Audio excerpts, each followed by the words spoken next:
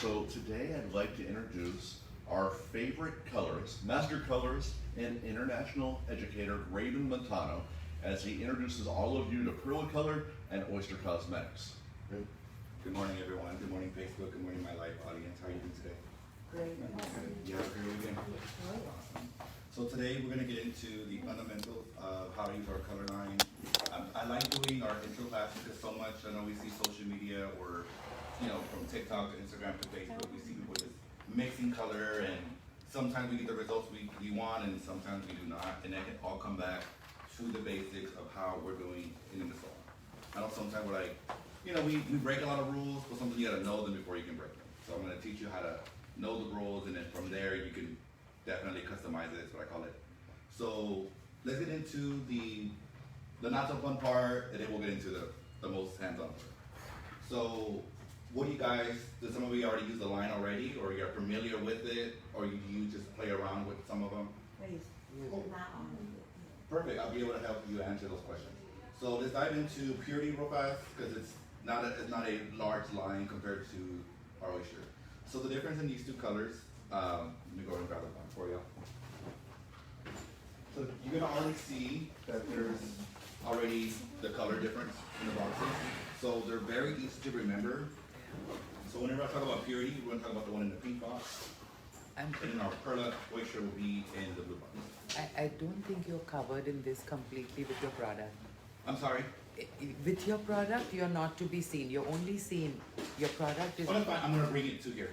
Yeah. When you tried to show the pink, it didn't show. Oh, it didn't show? I'm sorry. Let's try it over again. Alrighty. So our cameraman found out what it was. So you can already see the difference in the two boxes. One's the bluish kind of teal color, then you have a pink one. So when it comes to purity, we're gonna talk about the pink one. So the book would all kind of map together. So one thing about purity is our PPD-free color is resource free, and it's also ammonia-free. So what that's going to be for, it's going to be very gentle for clients that have more of a sensitive scalp or may have any underlying conditions that they may be allergic to, which is most of the time it's the PPD that they're allergic to. Alrighty, and so our shade selection is not very many, but we have our most popular shades that you'll probably need in this palette. So you do get gray coverage. What I've noticed is whenever I do want to get optimal 100% gray coverage is, especially for a no ammonia color, I drop down to a level. For example, if I want to use, let's say, a level 5, I will go down to a level 4, and I will actually up my developer to 30 instead of 20, just so I can kind of further drive it into the cuticle. So, everybody has a sheet of paper on their chair when you walk in. Let's go over this. And if I'm going too fast, do let me know. If you prefer it in Spanish, I do have Spanish ones. So let me know. Or raise your hand. I think they're all in English. Alright.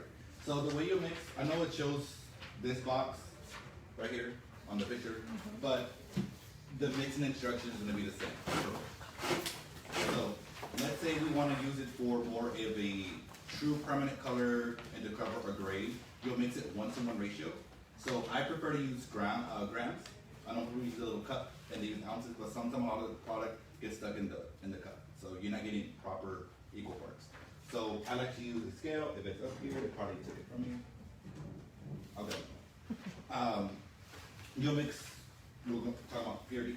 So you'll mix your purity with any developer of your choice. We have 10 all the way through 40 volume. So if you want to use it again as a true permanent color, you can use your 10 or 20, your 10 to 40 volume. If you want to do more of a special effect or more turning it into a semi-permanent, you can do it with double 10 volume or double 6 volume. So meaning 1 part color to 2 parts of your developer between 10 and 6. Because anytime you want to deposit only, you're not going to use 20 or 40 volume or 30. You're going to use more of your lower developer, which is your 10 and your 6. So now people are already asking, when I use 10, when would I use 6? Good question. So when I would use 10, let's say if I lighten someone's hair and I got them to about maybe a level 9, but I was really wanting a level 10, I can use color with 10 volume just to bump me up that 1 extra shade. So that's when I would use 10 volume. If I'm gonna just use 6 volume, that's when, let's say, I got her or him to whatever level I want, I just want to deposit tone and not any more lifting power, then that's when I'll go to my 6 volume. That makes sense. So again, like if I'm low lighting or if I'm root shadowing, I would definitely use 6 volumes. 10 volume is more of a, I kind of got her there, but I need a little bit of more power, but I don't want to use bleach anymore. I'll go use my 10 volume. So again, 1-to-1 for a permanent color.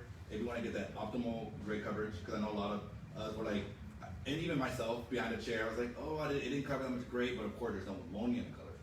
So how I got that is I went down a shade and I used 30 volume, and I got that great coverage. So let's just say also we have clients that may be a little bit more sensitive. We also have this protective foil. You'll just add a few drops into your color. So you'll mix your color and your developer together, and then just put just a few drops, maybe 2 or 3, and then just mix it in there, and that's all you need. And this bottle will last you pretty much forever. And just make sure you don't screw the top. Somebody would just squeeze it in there like, oh, let's come out here. Alright. So, any questions about purity? Yes. Okay, the purity is only for those that have an allergy or It could be any allergy. It could be just sensitivity. sensitivity? Yeah. So that could be just from allergy, or let's say they may have a reaction to something else, Right. or people who are immunosuppressed. Yes. So that's when I would dive into, because most of the time clients will tell you right off the bat, every time I have color in my hair, it itches, or every time I get something done, you know, I wake up with a headache. But most of the time, we're technically supposed to do a patch test that we're supposed to do. Supposed to put it either behind the ear or the forearm. How many of you guys are still doing patch tests? Ooh. I'm not gonna lie,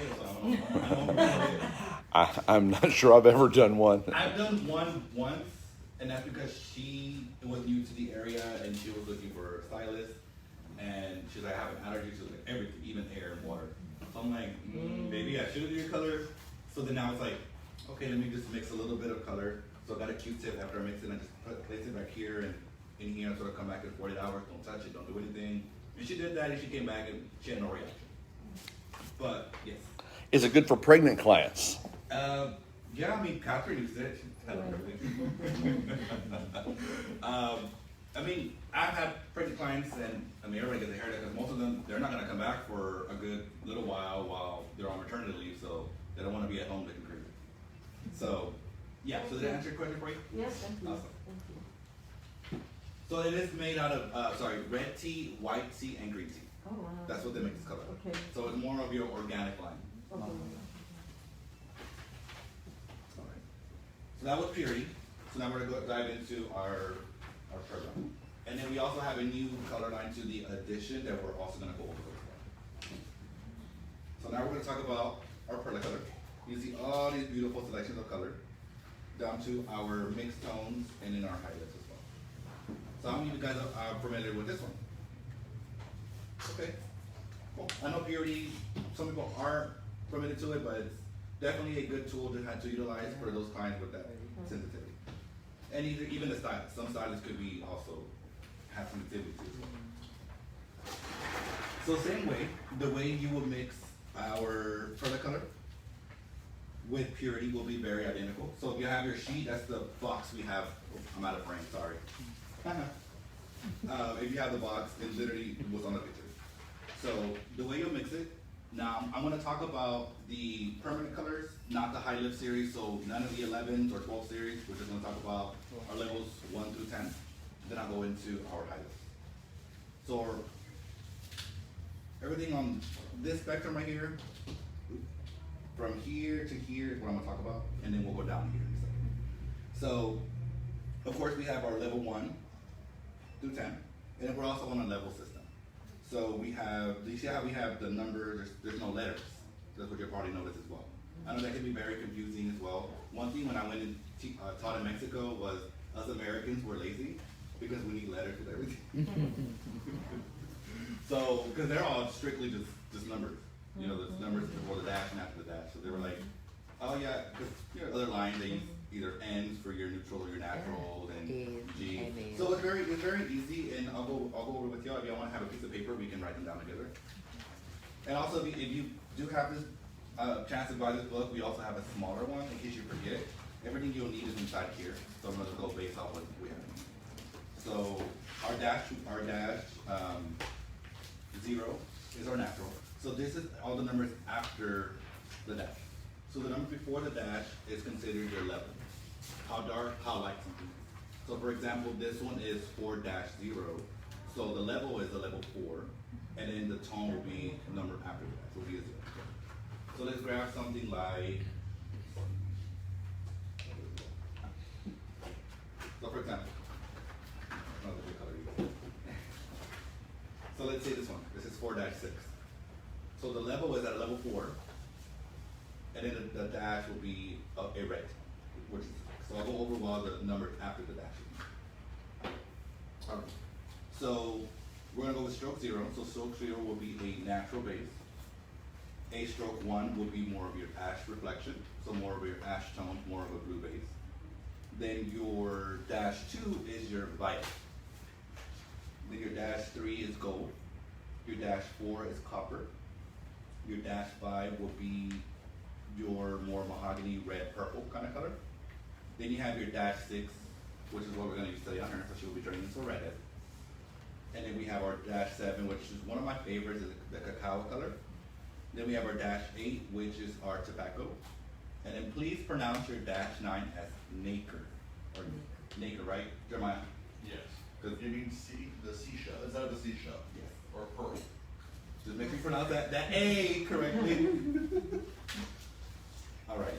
So the way you'll mix this one as well is our levels 1 through 10 will be either 1-to-1 for your optimal gray coverage.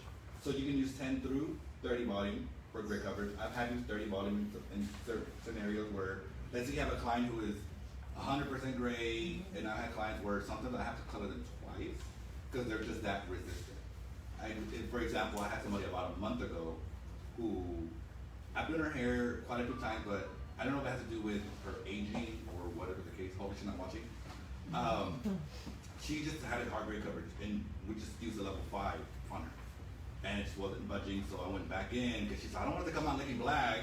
So I was like, okay, I went up to a 5 or a 6, and I used 20 volume. I left it on for about 45 minutes to about 15 minutes. I left it on, and it just wasn't covering. I shampooed it out. It looked like it blended the gray. Have you ever saw something where you washed it off too early? You're like, ooh, I can still see. That's where I consider gray blending versus coverage. And it did that. So then I would have to go back and do it, add it again, and then maybe with 10 volume this time, because we already opened up the cuticle and covered. So then I went up to a double natural with 30 volume and gray coverage. Black coverage. So Can you color it even though the hair is still wet? I dried up the roots. It's just a little bit. Yeah, it was just the roots that I needed to establish because she was doing a retouch. Okay. So what I did is I quickly dried up the roots, kind of just dried it, didn't do a blow dry, just kind of went like this with a dryer, Okay. and then went apply our color. But you can use when when the hair is wet. So, good question. So she asked, can we color the hair when it's wet? I don't recommend it. I have done it. Right. What may happen is it will dilute your formula. So let's say you want, like for example, with toning, I may do it that way with toning. I'll probably just dry it really, really good with a towel so it's not dripping wet. Right. But if I'm trying to cover gray, I would definitely do it 100% dry. Only because you're gonna end up sharing your formula and diluting it. And so then we're gonna be like, oh, it didn't work. I know sometimes we're trying to hurry up and get them out of the chair, but if we do, trust me, we do it right the first time, we'll be avoiding errors. Because there's been times where I did the color, I applied it wet, and I'm like, oh my God, it didn't work. So it was my fault, it was something that I had to take responsibility for, and I had to book a whole other day. We already wasted some time. But good question, yeah. So when would I do it? I would do it damp if I'm toning, but let's say if I'm already at a level 10 and I just want more of just a sheer finish, then I'll do it damp. But if I know I have a lot of refining to do, a lot of corrective to do, I'm gonna dry that hair because I want that color to definitely penetrate through the hair, inside and out. Good question. So 1-to-1 is your standard mixing ratio with your permanent color. Good morning. And then 1 to 1.5 is more of a translucent feel, and then 1 to 2 is more for your toning. Again, if you're gonna tone, use 6 and 10 volume. Don't use 20 volume to tone, because by then, you're not toning anymore. You're gonna expose some of the underlying pigment. Especially if, let's say you did highlights and you didn't color her base, and you use 20 volume to tone, you will break her base.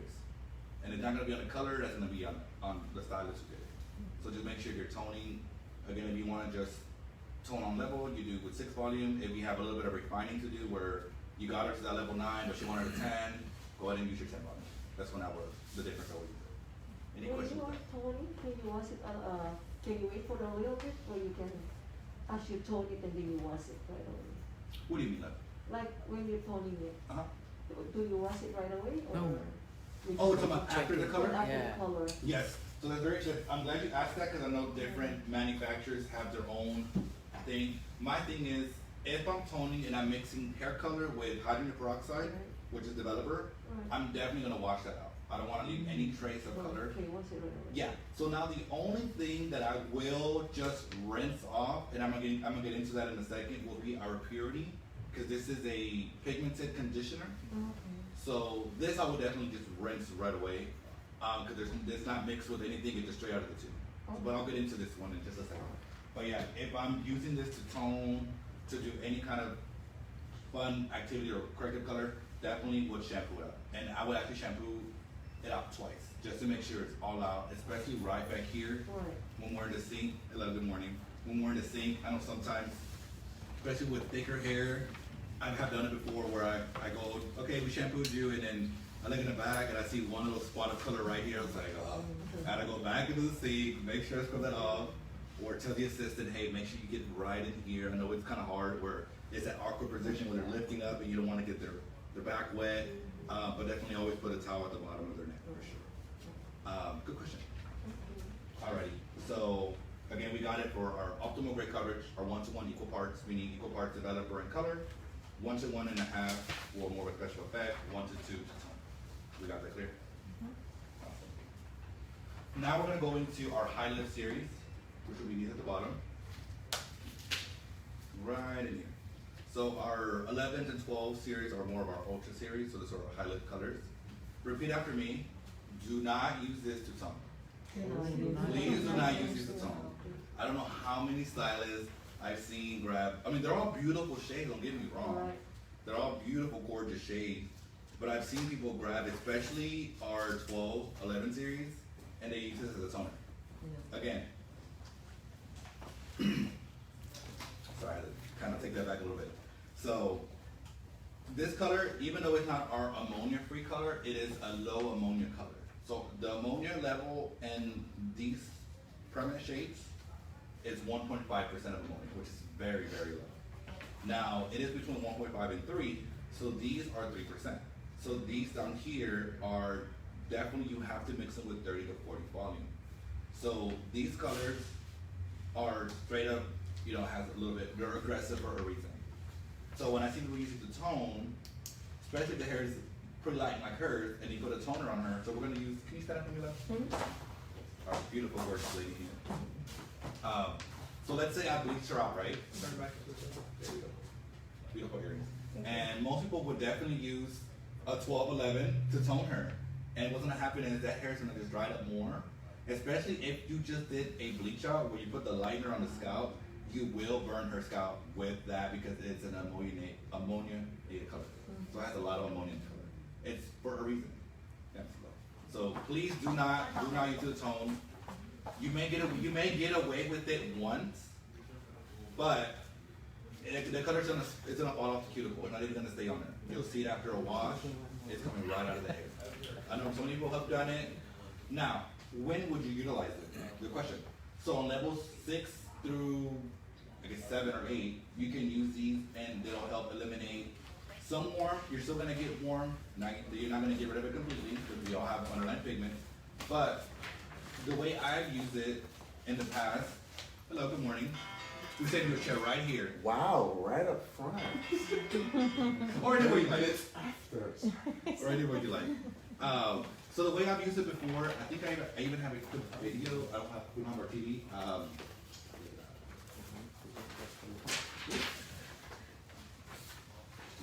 Okay, real fast. Do you guys have IG, Instagram? Go on it real fast. This is my panel, and I'll show you what video it is. I don't have mine. I have mine.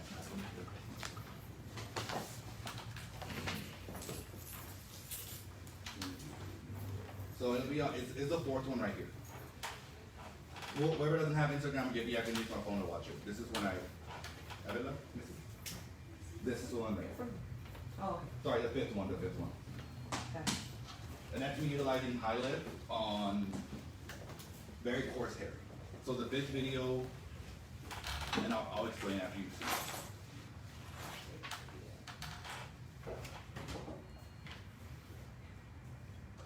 With the curly right here. Yes. So we got that with just using high lift first, and then we use color afterward. And I'll let you know what I do with it. So some clients who, again, this is only on natural hair you can do this on. Color doesn't lift color, that's with every, it's the law of color. Oh, that's vibrant. So I got her using that without using lightener. She didn't want to mess up her texture. She loves her curls. She wanted to make sure they were intact. And of course, lightener will relax the curl. Sometimes if you overprocess, you will remove the curl almost. So she was more worried about, okay, I want to have curly hair. I don't wear my hair straight, etc., etc.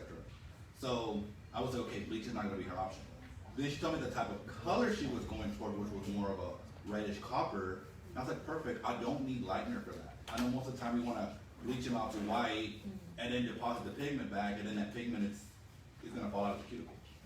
So that's when I would use high lift. And actually, when I did her hair, I did this one on her. So we used 1211 on her, and then we did it with 40 volume. I did everything first off the scalp because I didn't want it to sit with 40 volume on the scalp. So then once I let it off the scalp, when it got to a body level 7, I went and mixed it again, another batch with 30 volume this time, because I didn't want to put 40 volume on her scalp. So then I also grabbed a little bit of this protective oil so it didn't irritate her scalp. I put about 4 to 5 drops in my on scalp oil, so she doesn't get any sensitivity. It's normal for it to itch because it's hair color, especially when we're using a high lift on the scalp. But do not let it burn. If it burns, then that's when you're like, all right, we gotta get it off. So, some of us who've been doing hair a really, really long time, like Raven, I'm very new at this. Like I have a swaku that's really old that reminds me to be really. Oh, baby, you started doing color back when they were still rubbing berries in their hair to color it. So don't start with me. So, how many of you have ever had a client that complained about a slight burn or slight itch on color? A lot of us. Now, some of you who are older have been doing hair a very, very, very, very long time and are international educators. Yeah, back in the day, you used to go do what? Sweet love. Sweet and low. So half the little old ladies in here and the men are like, okay, I'm gonna grab my sweet and low and put a little bit in. Yeah. No. Does it seem professional to you No, it does. to be adding sweet and low to your client's color? Oh, he's like, well, they didn't see it. Especially when they're organic and they don't want sugar. So. So now we have a much better option. The protective oil, you're just going to add a few drops to the final formulation. It's not going to increase your processing time. It's not going to slow down the process or interfere. But you only need a few drops. I would actually better. So everybody out on Facebook, again, a couple drops, like teardrops worth. Don't be like pouring it in. You don't need that much. Just a couple drops. Actually, what I've found, not only does it relieve the itching and the burning sometimes for some sensitive clients that they have, I've actually found that it helped my processing sometimes, especially on porous hair. So it's just a few drops of this. A bottle will last you a really, really long time. I think I've had my bottle for a couple of years. Yeah, mine still had collecting dust, so it's been on my shelf for, been utilized forever. So give it a try.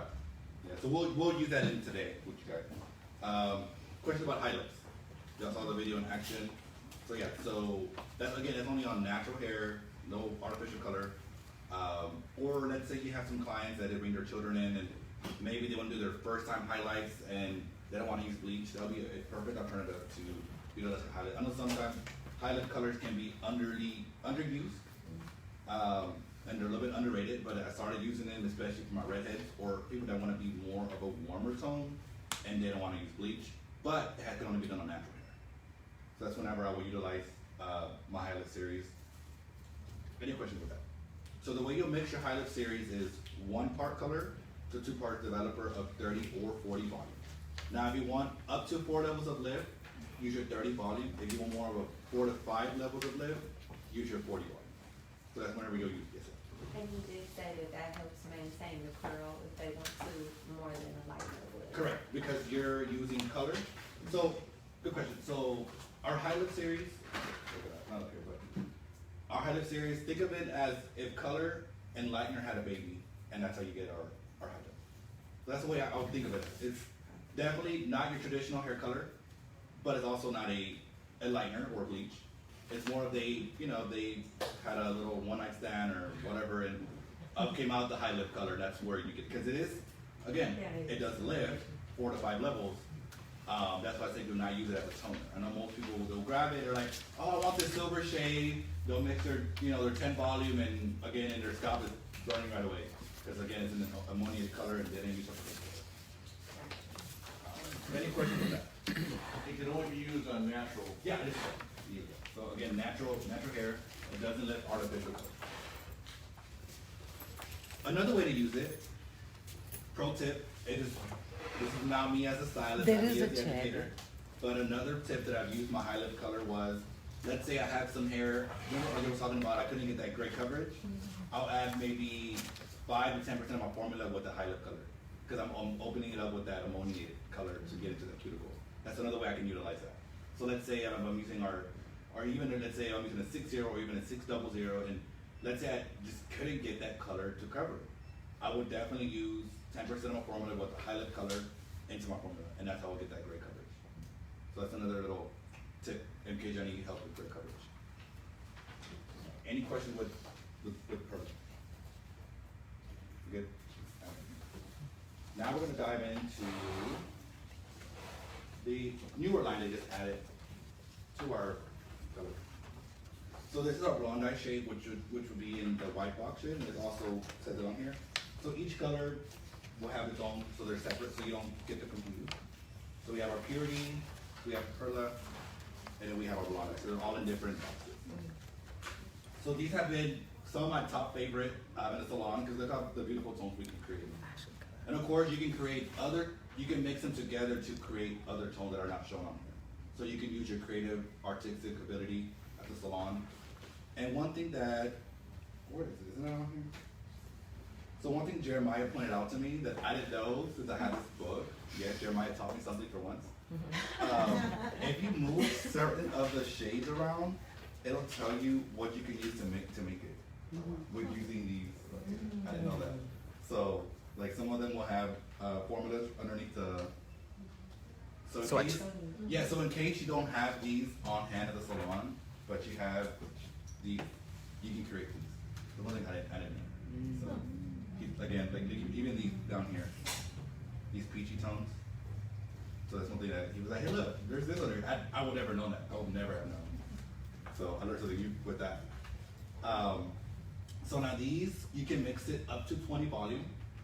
I have used some of them mixed in, so you can mix these also with your permanent perla color.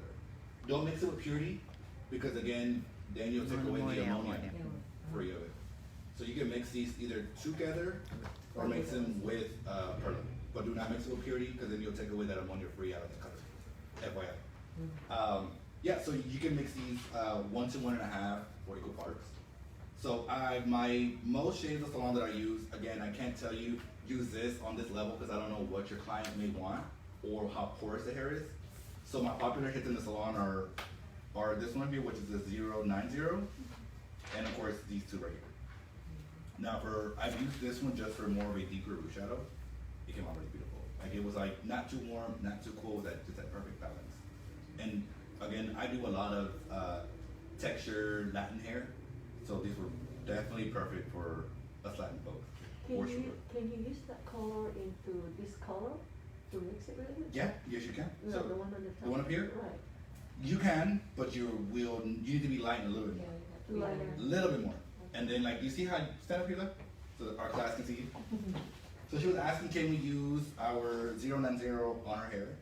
We could use this. You see how light this front piece is right here? You can use it right in there. It'll be very close to this, but right up here, we need to be lighting just a little more. Little more. And then you can definitely go ahead and play with these shades. Okay. But let's say, since you are a little warm, and let's say if you wanted to enhance it, you can definitely use any of these down here, and you'll be able to It's not enhance it. gonna come out with red. Well, since it is warm a little bit, and if you, let's say you wanted to keep it warm, we can use these down here to enhance your warmness. But if you want to cool it down, you need to line a little bit more, get past that warm stage, and then go ahead and use these up here. What developer? For these, you can use 6 to 20. 6 to 20? So you can use 6 to 20, and you mix it 1 to 1/2. Alright, thank you. You're welcome. Any questions? What's this one again? Blonde eye. So it's all with oyster. This is the new addition to the family. They also made a new light there, which I'm going to talk about. It's one of my all-time favorites. Alright. So let's go ahead and talk about our pigmented conditioner, then we'll go into the lightener, which is what most of us probably do at the salon. I don't have a swatch ring for these. I think somebody has some sticky fingers. But this is our fashion shades.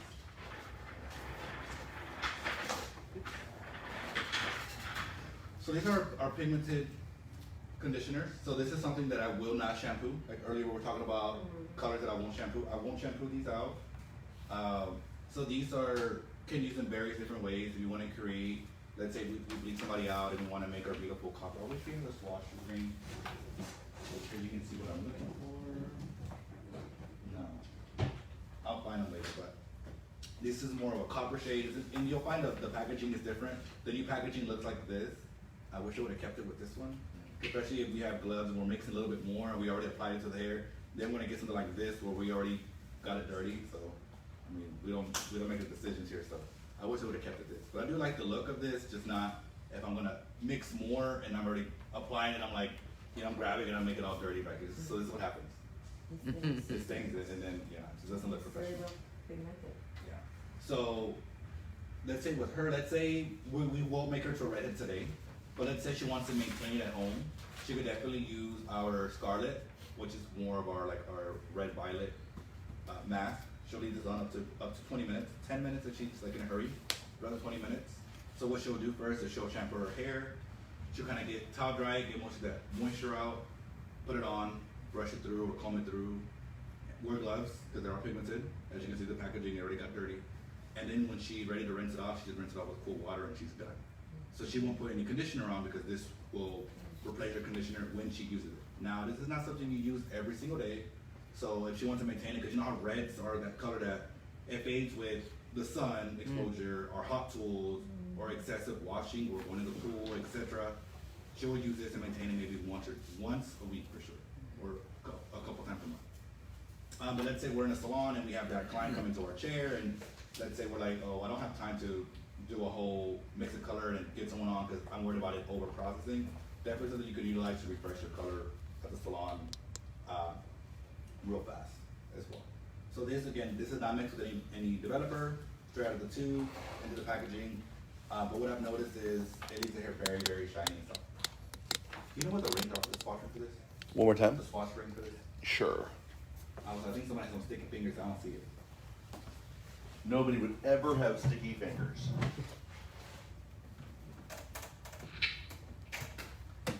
They Not in the drawer? Oh no. They sometimes roll legs and move. How many of us had a salon where we're in there and our clips are disappearing or our favorite comb is not there? Or your lunch. Or your lunch? Obviously, Raven's never missed a lunch. That happens. I mean, you gotta be careful. A lot of stylists, again, they're, can I have more of this? This is so pretty. You never give it back. Or it's on their station, you're like, can I have that back? Like, you had it for a week. Can I have it back? Thank you. So that happens. I mean, we work with people, and I mean, I'm not gonna say I didn't take a clip by accident. I was like, can I borrow your clip? Years ago, and I still had it for a while. So this is our lovely shades. Director of Education. Oh. So remember I was talking about how they're very pigmented as well. So please wear gloves when you're utilizing these. The most utilized one that I like for after lightening is our no yellow. No, it does not come out looking like this. It does help create and remove some of that yellowness if we don't want it to. So some people will retail to these to their clients. I use them in salon, but if you retail them to your clients, it's important you let them know wear gloves. Wear gloves, wear gloves, wear gloves. You can leave them on for up to 20 minutes. I had a client that insisted that she knew what she was doing with it and would leave it on more than 20 minutes. She'd put it on at night and go to bed with it. Oh my God. She'd put 2 processing caps on, and she put her nightcap on, and she'd sleep in it, and she was a fabulous redhead. Well, she came in about every month and a half, and one time she came in, and this time I went to grab the scarlet off the counter to go ahead and give her. She said, no, I'm not allowed to buy it anymore. I'm like, why not? She said, well, her husband came in at that time. She turned to him. He said, honey, I'm not allowed to get the scarlet anymore for use at home, right? He's like, no. Let me tell you what happened. So she put it on the way that she would normally put it on, once every week, once every 2 weeks, whatever. It was about 3 o'clock in the morning, I woke up feeling a little sticky. So I look down and I see that I'm bleeding to death. So I start screaming. Then my wife woke up. She looked over at me. She starts screaming. Pretty soon, our house full of kids, right before Thanksgiving, came that were visiting from college with their spouses and grandchildren, came running up the stairs to see Grandma and Grandpa covered in red, butt naked, screaming in bed. She's not allowed to buy the scarlet anymore. So use it with wisdom and gloves. And definitely I'm gonna talk about our basing them as well, in case you can mess along. So this is made of ginger, cocoa butter, and olive oil. Any questions on on our director? Again, I wish they would let the packaging, the old packaging, 'cause so it won't look like this on the shelf. This is just some of the old packaging. So you'll find them in this I packaging. have one question. Yes, love. So do you use that direct or do you need to lighten the hair first? Good question. So on her, let's say she wants to use some of the, let's say we can use the chocolate tone on her, which will be this one. Right. If she wants to enhance some of her warmer tones, we could definitely use the gold.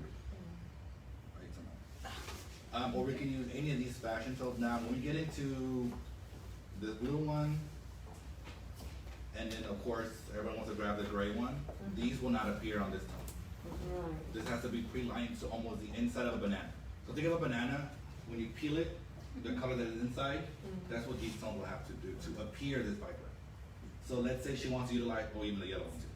So let's say she wants to utilize what she has now, we could definitely go around and play with the magenta, this bright red if she wanted to, the violet, and then some of these reds. These will show up on her hair. But let's say someone with hair like mine, we could definitely play with the scarlet. It will not show up this color, but when I get into the sun, you'll have that tint of a little bit of red, but it will still stay dark. Because again, it's no peroxide, so it's nowhere gonna lift or shift the natural color. So think of this more of as a direct dye with conditioning. Y'all wanna pass it around and take a look at that? Do you sell those? Yeah, everything that's up here, it's right out front, absolutely. So like with her today, if she wants to maintain her red, we will definitely use our scarlet so she can maintain it. But if she can't just on, then I would use that. Let's say if I do a haircut, I'm like, hey, you need to be refreshed, just go ahead and do this. Wash your hair, towel dry, put this on, let her sit for a few minutes. I can either get caught up with another client, or I can eat lunch, because like Jeremiah said, I don't miss a meal. I can eat lunch and then go and rinse it off and cut her hair, and we're done.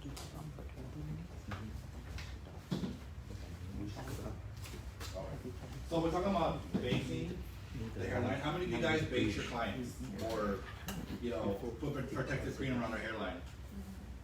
Okay, we're supposed to have all of us raising our hand. How many of you guys are at the shampoo sink, grabbing your solution to remove the color, and you're rubbing your scalp until it's red because it's stained? How many of us do that?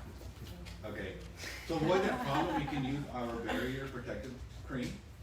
I know most of us who probably do it use some kind of Vaseline or, look, this will definitely last you forever. So if you do purchase this, I'm gonna show you how to open it, because we have people call and squeeze the top and nothing comes out. You hear that clicking noise?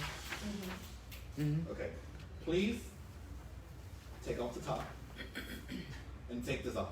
I cannot tell you how many people call the store and say there's nothing coming out. And I'm like, is it full or is it empty? They're like, I just bought it. So some people cut the bag. They start sneaking it out.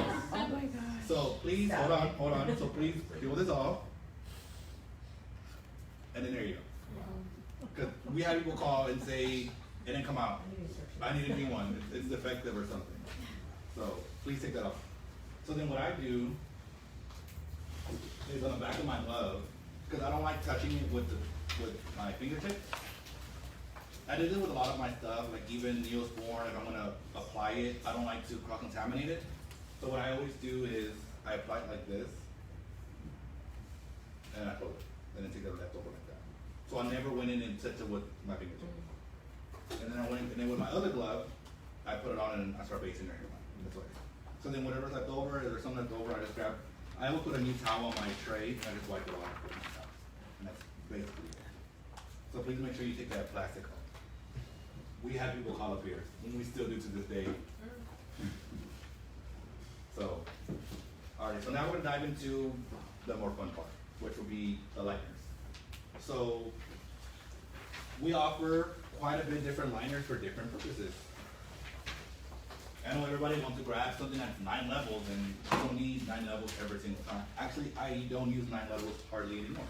I kind of reprogram my brain on how to use lighteners.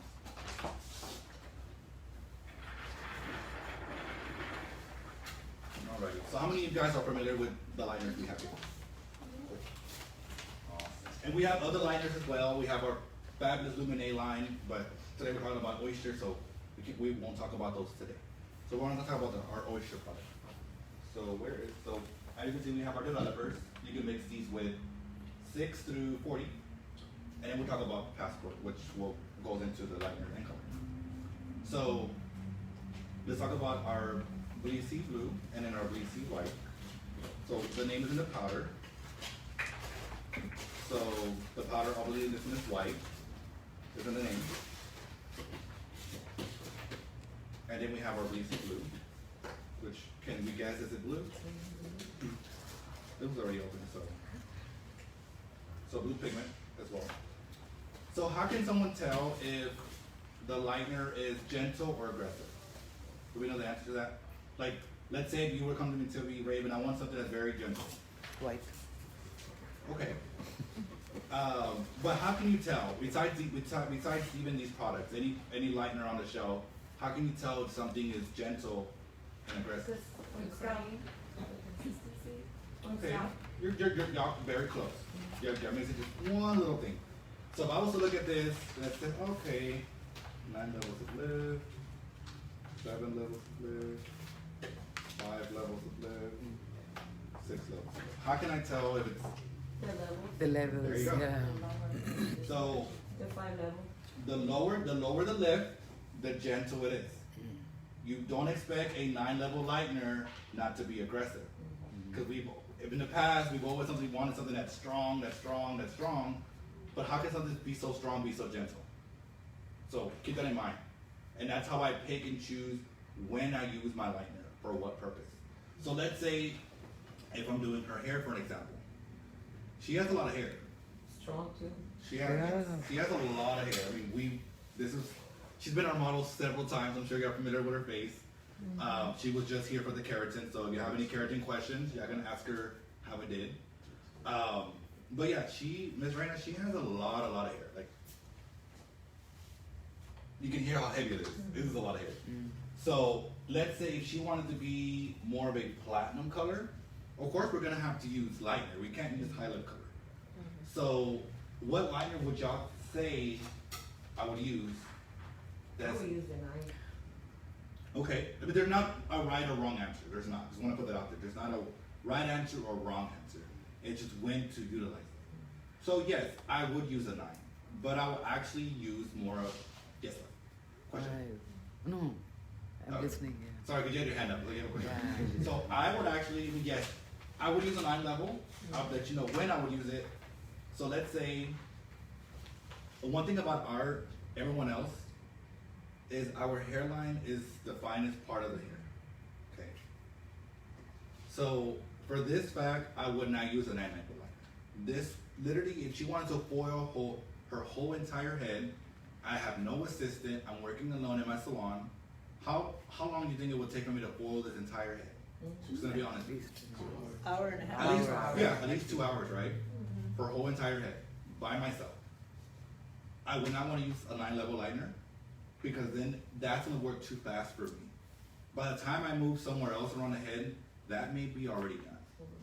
So that's when I would not use my 9-level liner. I would actually use something more gentle and slower because eventually it's going to get there. I know. Now you have a question? 5. Okay. I would go very slow. Okay, Because that's she's good. already got so much of blonde in her hair. Exactly. So I would use, I mean, you can use, so there's not a right or wrong answer. If you're a fast foiler, you can get, if you can get those on, go ahead and use 9 levels. You're gonna give me hell. Yeah, y'all need to show me how to back foil faster. But honestly, I would use more of a 7 to 6. 5 may be a little too slow, especially for her texture. I would definitely use more of our cream or these. Now, here's the thing. Now let's say she was getting a partial foil. I'm gonna grab my 9-level lift because I'm not doing the whole entire head. I can definitely do that. So let's go back to the hairline. So around the hairline, I would actually use a slower liner. So sometimes I use 3 liners on the head. I would use probably around here. This is my secret, so you need to write this down. So if you ever looked at my IG, you see a lot of these beautiful white blondes on Latin hair or even color correction. This is how I do that. So I would use my cream lightener. Just with 10 volume. Don't care what texture you are or what starting level you're at. We're using 10 volume all around here. So 10 volume here, all at the bottom, around the face, because that's the hair that I'm gonna put the foils first. So that's gonna process first. I don't need to process them with a 9-level lightener. I'm gonna use a cream lightener that is gonna give it some conditioning at the same time and start off slow. Because by the time I'm done applying my last foil, these are gonna be done. And that's perfect timing so I can get a towel and wipe it off. So that's my tip with that. I will use a cream liner when I do the hairline or the money piece or the face ring, whatever we call it nowadays. That's where I would use this. So again, if we're doing a full foil, we use more of a cream liner. So around this part right here, Crown. the crown area, all of this that she's gonna see in the mirror, I start up here in the front. Some people start in the back. It doesn't matter where you start, but I would just know is most of us, we have a lot of hair back here. We spend way too much time back here. I know most of us start back here first. And that's fine, doesn't matter where you start. But one thing about it is, you know, when you're, right, it's gonna feel like it's an eternity when you're back here. Now when you get up here, you're like, oh, just put this on, just hurry up, we're done, you know? You're already like trying to get them out, you're already an hour and a half in, you're already tired from standing in that same spot, same position, especially if you're not working with an assistant or working alone, bless you. So you're gonna want to just throw foils together, and this part is the most important part that they see in the mirror. So why, and then also this part here gets under processed because we're in a hurry to rinse it off because the back is done. So I like to start right in the front. So I go through my hairline, the top, the sides, and then I start in the back. So then when I'm using these areas, I would use these up here.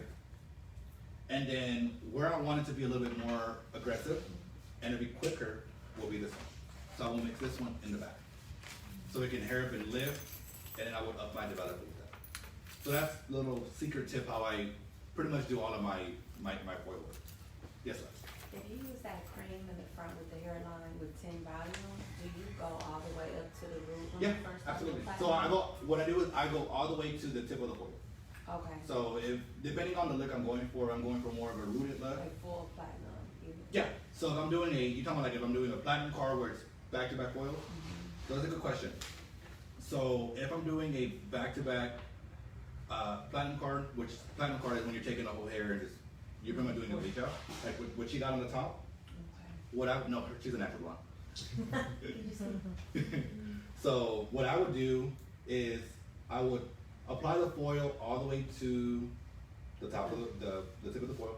So I would apply the product up until right here, down, all over the head, because it's gonna process quicker here because of her body heat, her scalp gets off.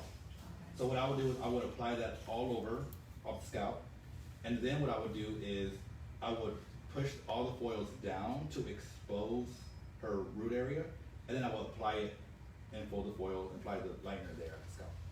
Because sometimes what I may do, if it's darker hair, I may do a 20 or 30 volume all off scalp.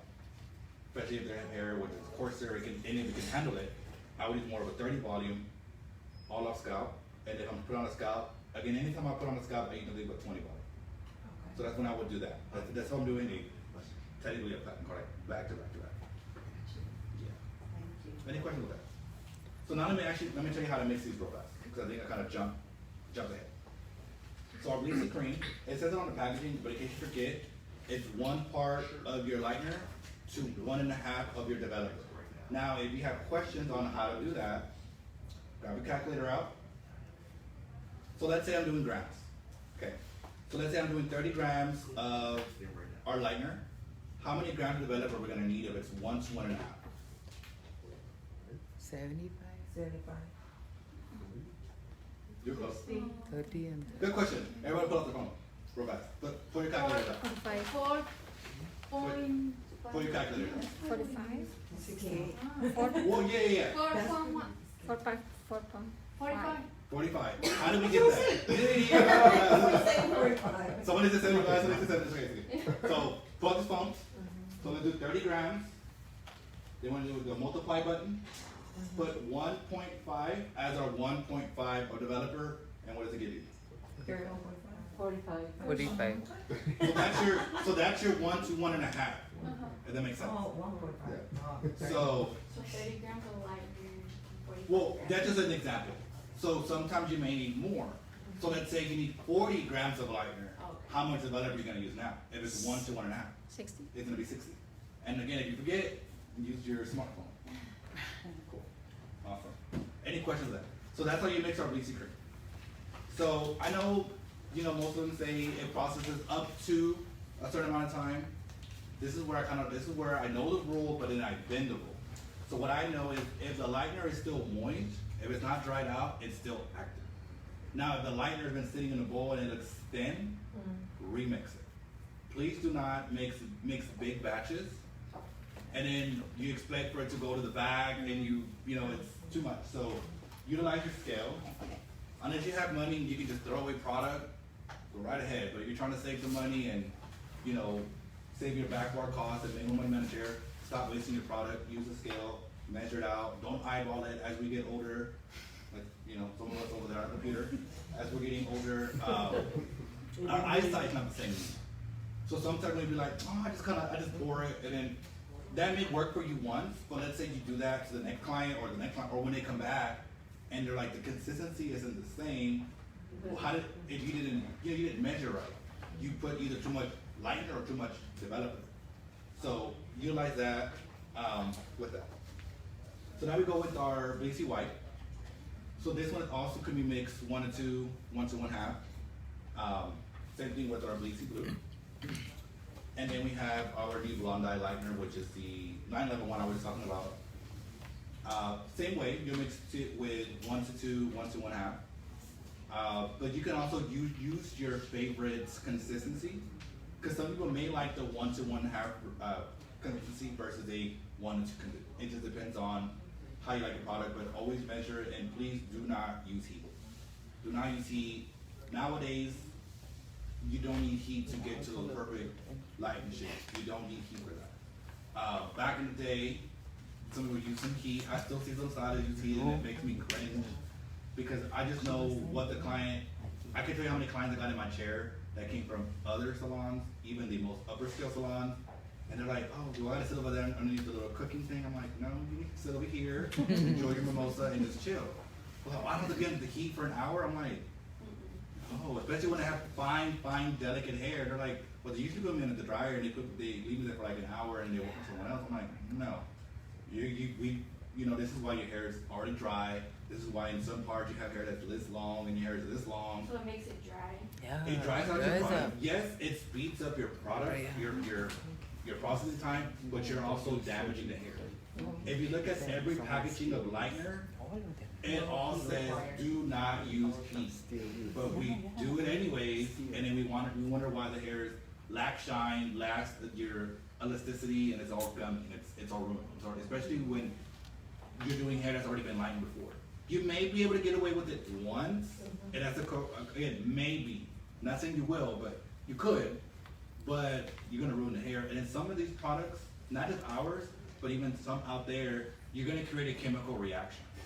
Sometimes the product may bleed out of the oil and onto their scalp, and then you have the heat on top of that. So now I've seen some accidents happen. I'm not gonna lie to you. I literally seen smoke come out of somebody's hair. I'm not kidding you. That scared the hell out of me. I was with the girl at the salon I was working with. She did a bleach out, and she put her under the dryer with a plastic cap, and literally I saw smoke coming out the dryer. I thought that was gonna happen. I thought that was gonna happen, and I was panicking because I felt bad for her, and I didn't know what to do. I think I was maybe 19 years old, and I was like, oh my God, I've never seen it before in my life. Like, it was just a scary feeling. I mean, seeing smoke come out of there, and everybody in the salon just screaming. Everybody's just screaming in there. I mean, a salon full of women and me, we were all just screaming in the salon, what the hell's going on? So Herman rushed, put water on it, and we poured milk on her scalp to soothe the abrasion. Did it burn her scalp? Oh yeah. And she had hair that was like this long. Oh. Yeah. So don't use heat. The thing is, don't use heat. Sometimes the foil just blows like this. That's because of the heat. The Yeah. chemical is creating a chemical reaction. Yeah, That's what so happens. we have to always keep an eye on what's- Oh wait, thank you. Can Don't you say run- it again? Don't run around and take up other clients. You have to keep your eye. See, y'all listening? Yeah. Now another thing about it is, how many of us double book? What How many of us work on multiple clients at once? And that's okay. I mean, that's okay. Not saying it's a bad thing. I do it here and there. Yeah. But But here's the thing. If you raise your prices, you don't have to double book. Most people double book to make more money. But only double book with certain things you know you can get away with. Like I'm doing a retouch and it's gonna sit on the hair for 45 minutes. I'll double book with that. yeah, If I'm doing a keratin, it processes for about an hour. yes. I'm gonna take it to the client. Yeah. But if I'm doing, let's say if I'm doing a bleach out or if I'm doing a full head of foils, I can't. Because then I'm gonna have to stop on the new client, go back to the first client, and then she's gonna be like, hey, I need to get out of here, like, what's going on? So, again, if you raise your prices enough, you don't need to do that. But, again, there's certain things where if you're just sitting down doing nothing, you can probably take another client. But, again, that's a whole different topic we'll get into maybe in the next class. Any questions on our lighters? Nope. All right. And final thing we're gonna get into is our passport. So how many of you guys are using any type of bond builders or bond protective to the hair? All the Oh, okay, almost everybody in here, which is great. How many of you guys are spending $200 on it? Or $150 on it? Yeah, Olaplex is expensive. Yeah. Jeremiah, do you want to do this for fast? Do what? I need your help for fast. Sure. We're talking about saving money and people you spend $200 on bond builders. Okay. And you're a nice Jewish man, so show us save money. Yeah, well, I save money. So, passport number one is the bond builder that you actually add to your lightener or color. It can be added to any lightening or color service. In order to use passport, you'll add 3 grams of passport number one for every 10 grams of lightener. So the number one place that clients get damage is from lightening services, highlights, universal lightning. So I highly recommend that you use passport number one in all of your lightning services. Now, some of the bond builders out there, I won't mention any names, but a lot of them begin with O's or B's. Both of those have preset amounts. Like they used to sell little ampules. I mean, you remember ampules, and they tear the top off. You were supposed to use half the ampule and save the other half. Well, if you worked in a salon like I did, you went to grab an open ampule, and that other person didn't know what half was because there was nothing in there when they put it back. Those ampules were also like $12.50 at the time. So we used to have to add an additional cost onto each service if we used a bond builder. Well, today bond builders are relatively inexpensive. I use this in every lightning service, and it's just rolled into my cost. So there's no, man, today your hair looks a little bit fragile. Would you like to pay extra to have a bond builder used? I've never done that. I think that's ridiculous. What happens is when I give my client an estimate on their service, I go ahead and I total up everything I'm going to use in that service. So again, if you're using lightener, there's no preset amount. You don't dump a half an ampule, because me, I mix little itty bitty bowls. And then I'll remix if I need more.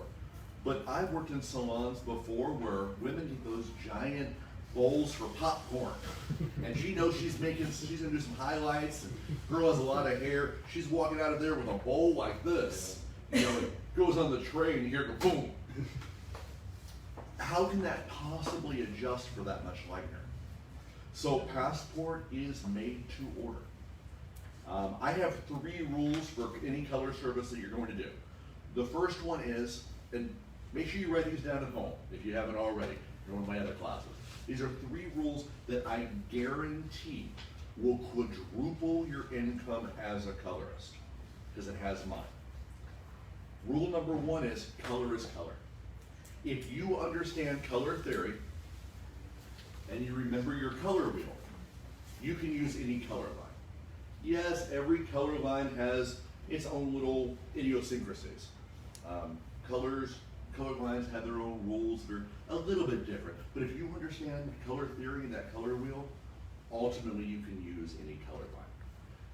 My second rule for color is something that all of us should know, and that is color does not lift color. If somebody has artificial coloring in their hair, we're going to have to use lightener. Now, sometimes you'll have a color line say, oh yeah, you can get some lift through box color or through artificial color. No. You're going to create fun. I mean, will it open the cuticle and will some of those color molecules lift? Yes, but they're not going to be clean. You're going to make muddy color. So no matter what anybody tells you, color does not lift color. Now, my number 1 rule for color, and it's one that I want everybody at home to remember and everyone in this class to remember, is weigh your color, weigh your color, weigh your color. If you're not weighing color, you're wasting color.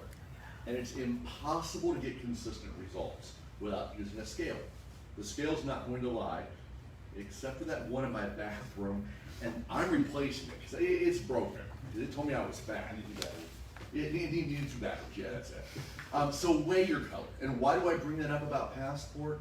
Because when you use Passport, weigh your lightener. Weigh the powder. For every 10 grams of powder, because you're not counting your developer, every 10 grams of lightening powder, you're going to use 3 grams of Passport number 1. So if I mix 50 grams of lightening powder, how much Passport number 1 am I going to use? 15. Okay, we have some people in here slipping off their shoes and they're counting. How many grams?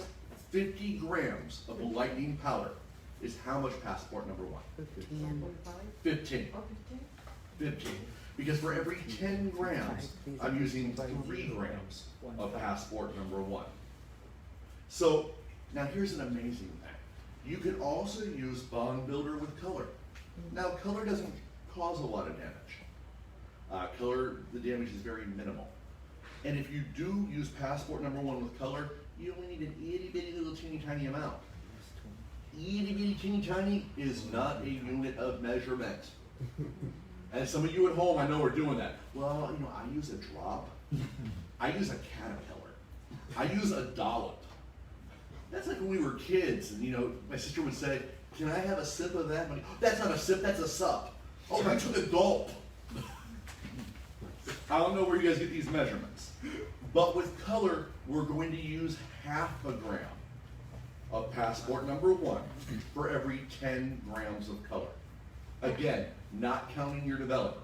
So if I use 30 grams of color, which is usually about a color retouch for me, it's about 30 grams. How much Passport am I going to need? 1.5. He's like, 1.5. Because if I was wrong, I didn't want to sound like it. What was the ratio again for colors? One more time. What was the ratio again? 1.5 grams. I mean, I'm sorry, for 30 grams. It's half a gram. Half a gram for every 10 grams of color. So I always measure in 10 grams of whatever it 10 is. grams. So if I do 10 grams of lightener, it's going to be 3 grams of Passport. If it's 10 grams of color, it's going to be half a gram.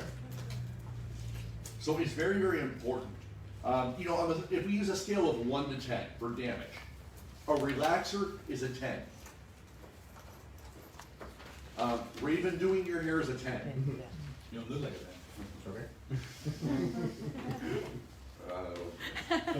That one threw me off. So on a scale of 1 to 10, with a 10 being a 10 damage, which is a chemical relaxer, and a perm being about an 8. Lightener itself, you know, doing highlights or all over universal lightening, is about a 7.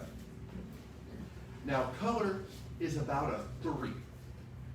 So if we use a bond builder with a lightener, instead of a 7 damage, you're about a 4 or a 5. Now, if you use a bond builder with color, which normally is only like a 3 damage, you're really getting down there to almost, I can't say there's no damage, but you're down there at like a level 1. I mean, like a 1 for damage. So bond builders are very, very important. With Instagram and Facebook and social media, we just have clients coming in wanting these extreme colors. You know, I have clients wanting hot pink, platinum blonde, gray. I mean, they start at level 1s. So it's very important that we use products that are going to maintain the integrity of the hair. Now you had a question. Yes, this kind of goes back to the keratin, from the keratin class a few weeks ago. I know the keratin treatment is a treatment within itself, but could you add some of this to it? Just to like, No, do not dilute the keratin. So he's asking, can you add it to keratin? No. But you know what you can do is do it before the keratoplasty treatment. So you're specifically asking about the keratoplasty keratin smoothing treatment. So you would do a treatment with this before you did the keratin. And we'll talk about the treatment in just 1 second. So the next step of using Passport is Passport number 2. Passport number 2 is really easy. You keep it back at the shampoo bowl, and after you shampooed out the lightener or shampooed out the color, you put a little bit of this in the hair the same way you would conditioner. What that does is it reactivates the bond building power that you had in your lightener or in your color and keeps it active to repair the damage to the hair. So I'll put this on like I would a conditioner. I'll actually put conditioner right on top of it and let it sit for a few minutes. Double pumps of this, working into the hair, put the conditioner on too, let them sit for a couple minutes, rinse it out. You can use that. Or, what was that? You can also use it after relaxers. Yes, you can, well, I'm gonna get to that too. The other thing that you can do, and this is probably one of my favorite treatments in the world, is what I have called a Passport bond reconstruction treatment. And this is a separate treatment. Now, I charge $75 for it in my salon, or I let you do it for $40 as an upgrade with any other service. And what I do is I mix 10 grams of Passport number 1 with 15 grams of Passport number 2. Again, 10 of number 1, 15 of number 2. I mix them together in the bowl. For $75, you're going to sit down. I'm going to section your hair into 4 parts. I'm going to apply it like color. My assistant is going to bring a mimosa or a cappuccino. I'm going to apply it. We're going to put a cap on you. You're going to process for 20 minutes. At the end of 20 minutes, I'm going to rinse the hair with warm water, apply a conditioner, let the conditioner sit for, which set? 10 grams and 15? 10 Yes. and 15, yes. I'm gonna let it sit for 20 minutes, I'm gonna rinse it out, I'm gonna put a conditioner on it, let the conditioner sit for 5 to 7 minutes, rinse it out, you're done, now you can pay for a blowout, because my blowout's separate. So that's $75. Now I told you that I also do it for $40 as an add-on with any other service. Let me explain the difference. For $40, I'm gonna do your highlights, your lowlights, your color, your haircut, whatever it is. When I go over to the shampoo bowl and I shampoo your hair, I'm gonna go ahead and mix 10 grams of this, 15 grams of this. I'm gonna mix it in a bowl. I'm gonna dump it on your head and put it on just like conditioner. I'm gonna put a cap on you. I'm still gonna have my assistant bring you a mimosa or cappuccino. You're still gonna process for 20 minutes. I'm gonna rinse it out, put a conditioner on, let it sit for 5 to 7 minutes, then rinse that out. Do you understand why I gave them a discount. 'Cause You know, we all- one, I'm having to sit them down, section them, and I'm doing it like color. You know, it's a process. But the other one, I already have you at the shampoo bowl, let's go ahead and do it as an add-on. Sophia. $40. Now, if you come to get services done for me, I have never, I could be lying, but I think I'm telling the truth. I never discount my color services. My balayage, my highlights, my lowlights, I don't discount my haircuts. I've been cutting hair for 20 years and I'm really good. So I don't do discounts. But you know what I will do if it's your birthday? Or you've given me a good referral? Or you just dropped $3,000 on some extensions? Is I'll do a complimentary passport bond reconstruction treatment. It's normally $75, but you know what? You're my favorite client. So I'm gonna do it today for you for free. I double and triple book sometimes. In fact, I double and triple book a lot of times. So let's say that I have just finished her highlights and my next client walked in because she only booked for a partial and then came in and won a full one. So I ran over, so it's all your fault. My next client's here. Damn it.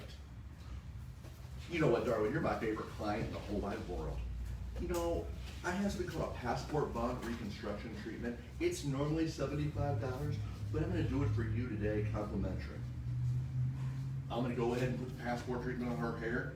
I'm gonna go put a cap on her, put her over at the sink. I'm gonna bring my next client in.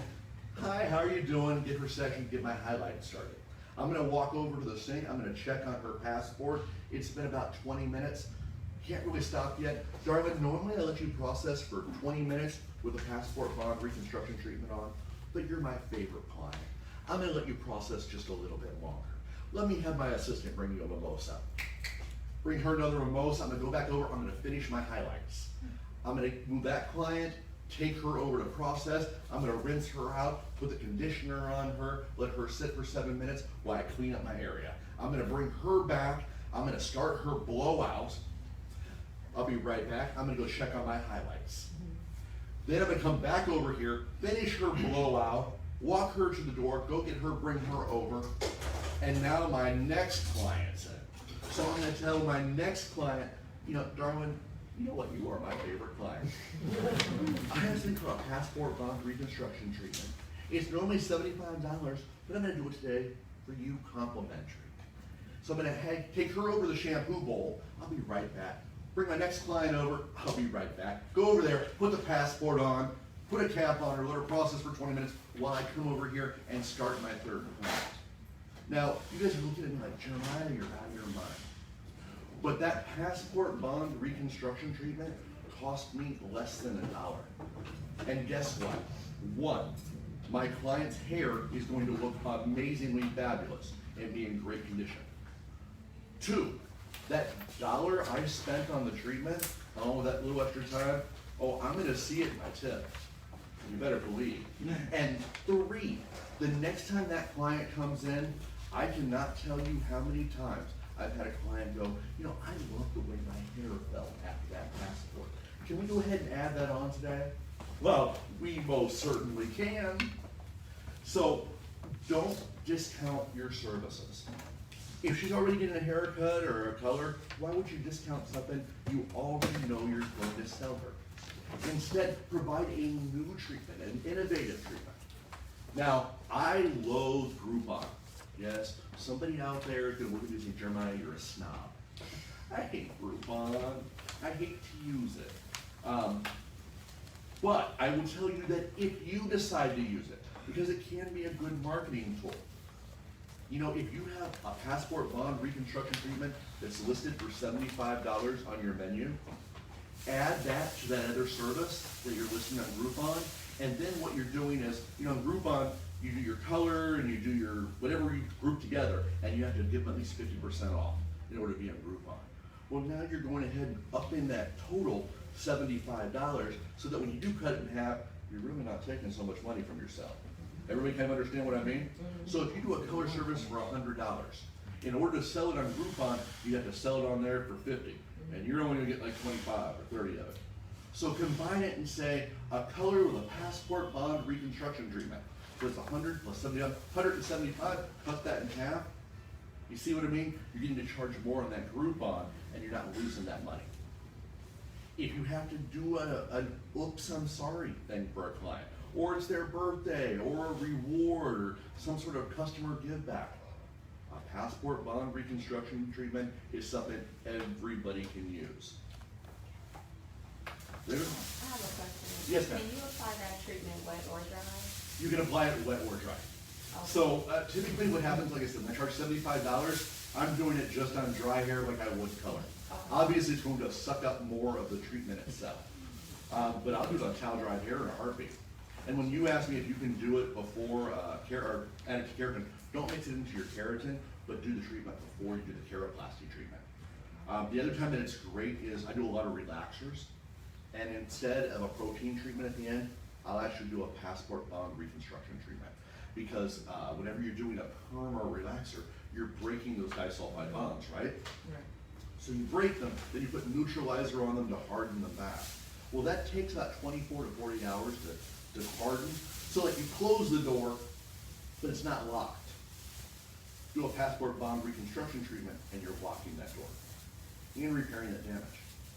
Any other questions? Yes, ma'am. I have one more question. When you were talking about the damage between like when you lighten versus when you bleach, using Yes. passport one.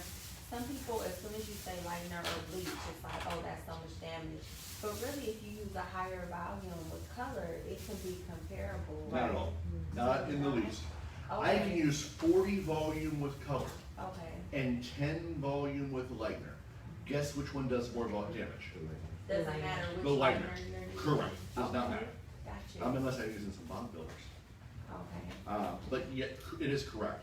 What happens with color is much less damaging than what happens with lightener. Yes, sir. With the bond builder, do you have to up or lower your development? Not at all. Same. Nope, not at all. Though I'll be honest with you and tell you that sometimes I raise my developer a little. Why? I already know I have protection. You know, so I can go a little bit faster.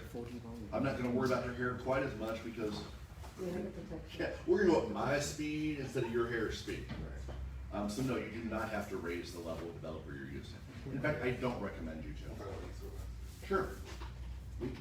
Oh, okay. So everybody sees that we have our client draped in a beautiful cape. Fabulous. So here at Salon Spa Wholesaler, we also sell disposable capes. Now, even before COVID, I love disposable capes because, I mean, I don't know about you guys, but I may not ever discount my color and cuts and all that, but I had this horrible thing called family, and they drag me to their house sometimes to do stuff. Or I also have contracts with some hospitals and some rehab centers, so sometimes I'm going on location. You know what I don't want to carry around? Are a bunch of wet capes. So I've always carried disposable capes with me. I actually designed these for Salon and Spa Wholesaler. Hotline Beauty, which is the brand these are under, are one of my brands. I love a good disposable cape. That way I'm not carrying a bunch of wet capes with me. Or when the washing machine breaks down in the salon, which happens sometimes. What I've also discovered is I have a lot of clients with really, really long hair, like down past their waist. And sometimes when they're doing hair color, especially when they're doing reds and purples, and or I'm doing relaxers.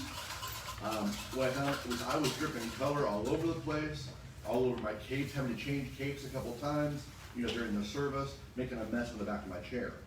So what I like to do, especially with a client like this who's going red, and we all know that red is evil, and that we will go home and there'll be red color in your bra, there'll be red in your underwear. I mean, red just goes everywhere. What I will do is put a plastic cape on over my normal draping, and I will turn it backwards. That way, when I go ahead and paint down, Raven kept it nice and loose. I like it a little tighter. Different people like different things. That way, I can paint the hair right on the cape. And guess what? I can throw it away. So, I can change down in the middle of the service after I get her painted, or from my balayage, I can bring it down and do my balayage on her, and when I wrap the hair, I can wrap the hair. So I love disposable capes. How much is that? One more time. How much? They're $12.95 for 50, and right now we have them on sale. Buy 2 packs of 50, get 1 free. So it's 50 capes for $12.95. Or buy 2, get 1 free at this time. They're great capes to either use as a normal cape or as a reverse bib by reversing them. So Raven is using some barrier cream, which is a very, very wise thing to do. Raven has been the recipient of a case of color barrier before, because if you don't use barrier cream in my salons and or my classes, you have to buy a case. I have a 10-year worth of cases now. So, sorry guys, I went ahead and started mixing it. We got another class at 1. So right now I'm using the barrier cream, and again, I like to place it behind my hand. I don't like touching the tip, just for cross-contamination. So I put it in the back of my hand. That's how I apply it. Especially since we're doing, I guess, I don't want to stain her hairline. I don't want none of her friends to know that red's not her real color.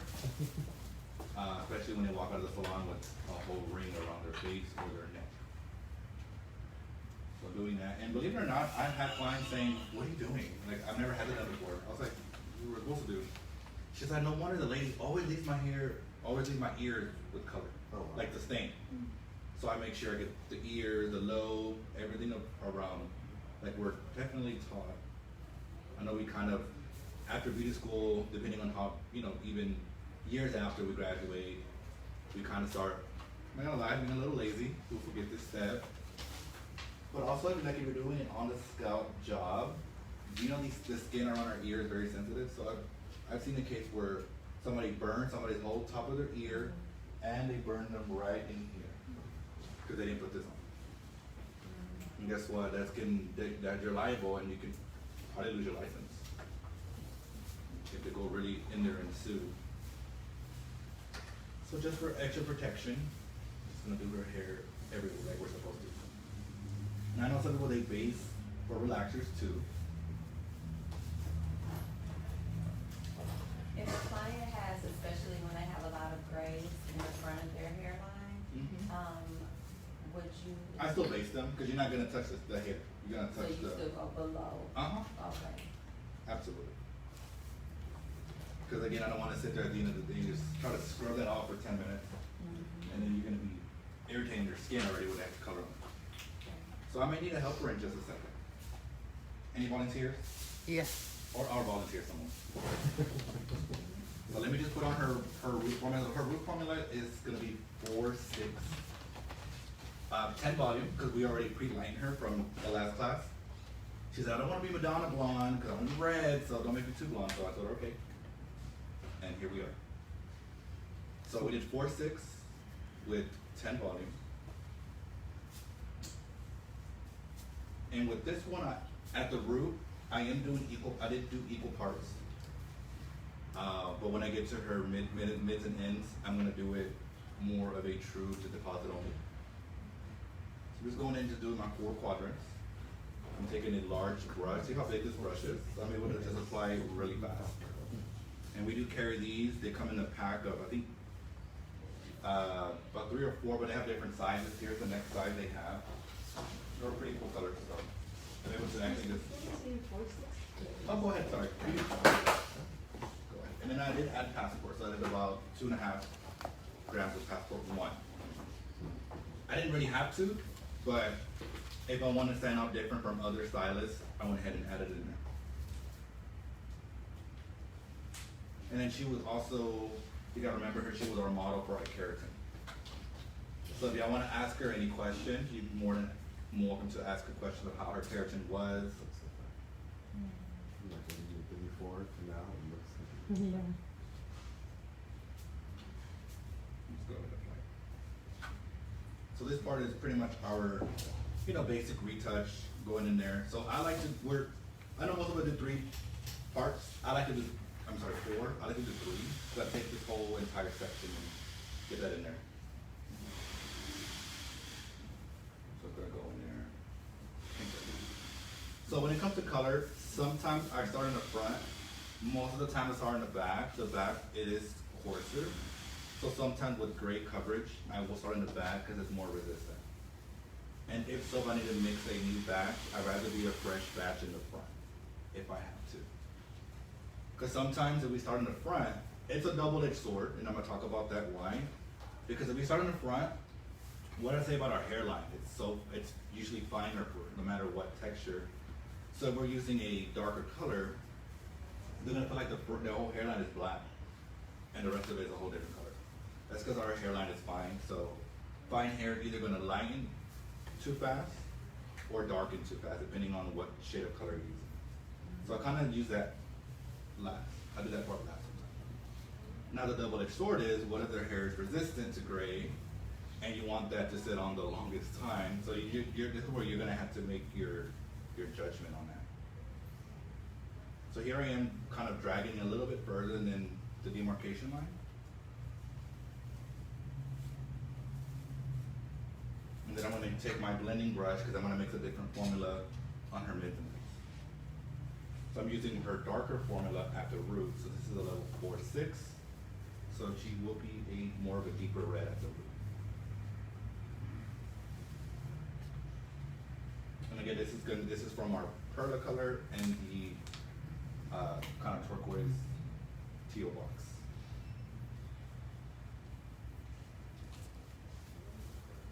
Questions or comments? Who's gonna be my lovely assistant? Me. Who's me? Come on, come here. Shenaz. So in a second, I'm gonna ask you to mix me a different formula. I have my boxes up here. If you wanna get yourself a pair of gloves, they're also up here too as well. So Raven, you started with the root for one, and with 10 volume because of course it's most gentle with 10 volume, but also because it's the darkest color, is that why? Yeah, and also the ends are porous, Uh-huh. so I'd rather use more of a 6 volume at the end. But there's nothing wrong with me using a 6 volume at the root either.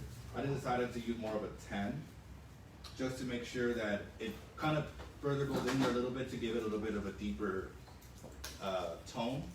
And at the bottom, I didn't want it to take too deep. So it'll be like an ombre red? Yeah, it'll be more of more of a color note. Okay.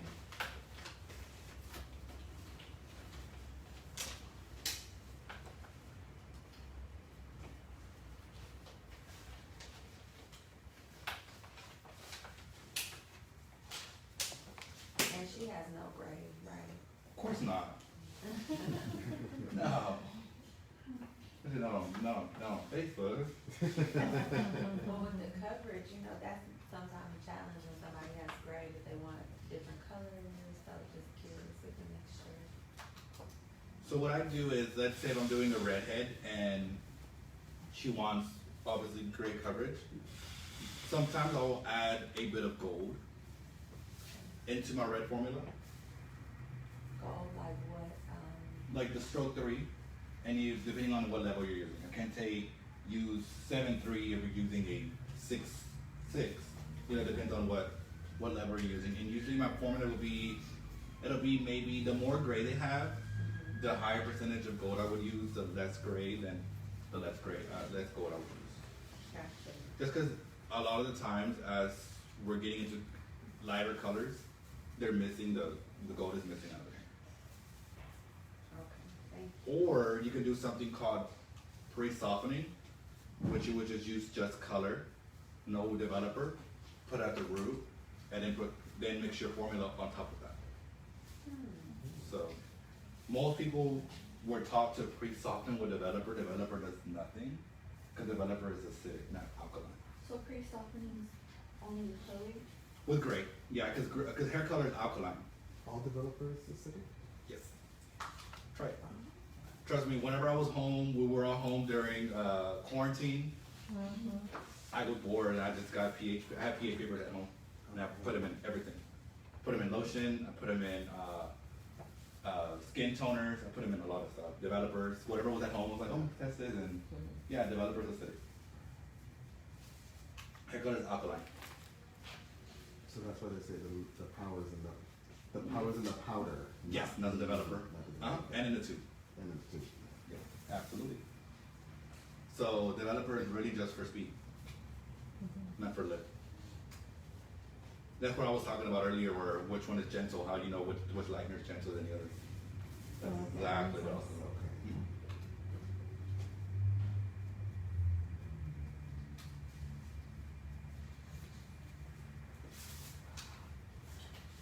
And the perma line, that's all permanent hair color? Yes, correct. Okay. So we can do more of a demi effect with when you switch developer to the 6 and 10. Again, the word demi effect, not it is going to be a true demo permanent, Right. but we can kind of treat it like a demi by doubling the developer and dropping it to about the 6 and 10 volume. But there's still gonna be like a shift in base. The shift in base is why, yes, so correct. So if you do a more of a 6 volume, you'll get less of a shift. Yeah. But if you do obviously a 10 volume, then yes, you will definitely get a shift in base. But also that determines on texture. Mhm. So with corset hair like hers, there will be minimum shifting. Right. With people with baby fine hair, then you'll probably see a level shift. All right, so I'm gonna mix your point around.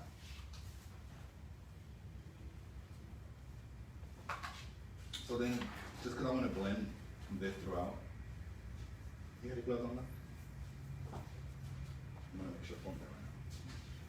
So I want to get rid of this little line of demarcations. Can you hold this for me? So what I'm gonna do is take this brush. This brush is tiered, so there's different combs in there. Drag that down. And then I'm gonna kind of erase this a little bit more. So I'm gonna create more of a W shape. Yes. And blend up through. So you do this quickly.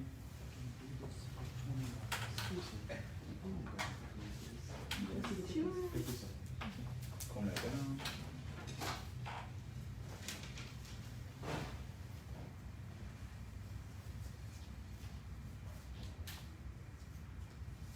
So why I'm doing this, because I want to create blend. So I will be putting a different color at the bottom.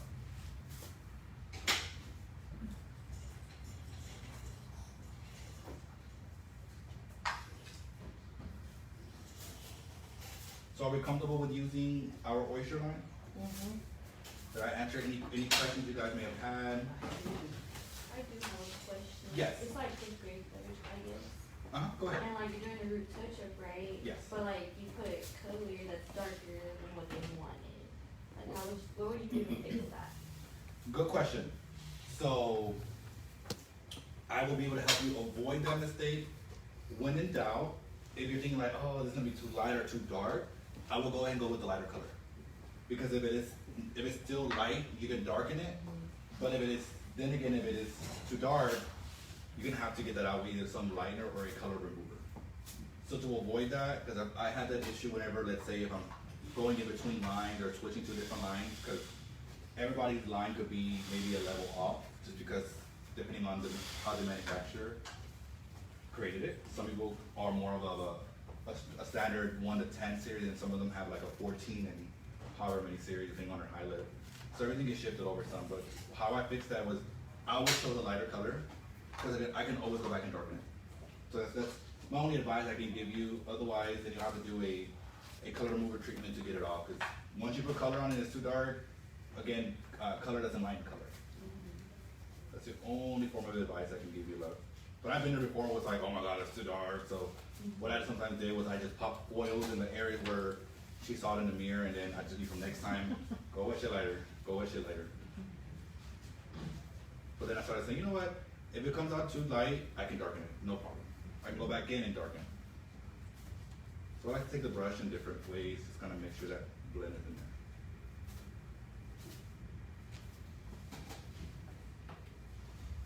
Alright, so then I'm gonna remix the same formula, and then I'm gonna make a different formula first. So we're gonna start it on that.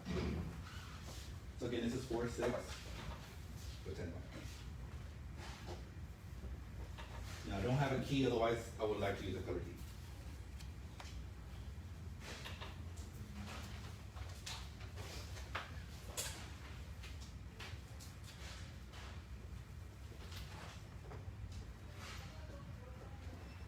This is also why a good reason why I like to use a scale. Because let's say we're going by lines and I'm not using a key, how much product do you think I'm using? I have no idea. So a scale helps keep reading my product.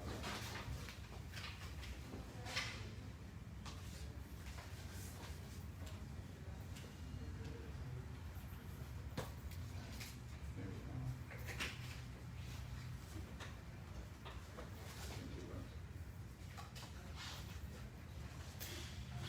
Would you mind explaining from stroke 7 to stroke 9, the proposed tobacco and, I don't know, what stroke 9 is? What would, actually, I have a question. It's okay. I'm gonna figure it out, and then I'm gonna come back. Yeah, Come back. well, that's okay, it happens. Sorry, all the noise I'm making, huh? Where's my, there we go.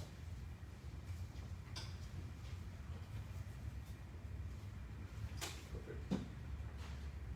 You said the purity color, it comes with green tea, white tea, and Red, green tea, white tea, and what? red, Three? Okay, yeah, so the three T's, green, white, and red. thank you. Uh-huh.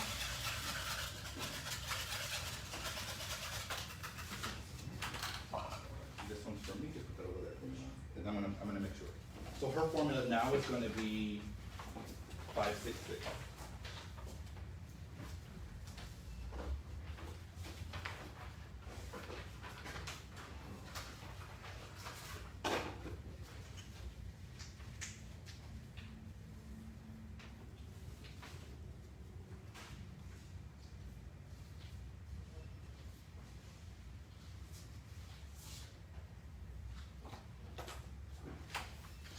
So this one's gonna be more of a dimming-like effect, so I'm gonna switch over to my 6 volume. So I did 60 grams of it, so it's gonna be 120 grams, so I'm doing double.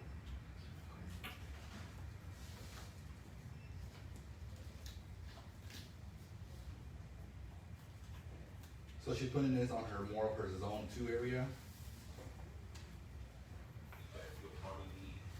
I'm gonna leave the ends out because we're gonna put another color at the end.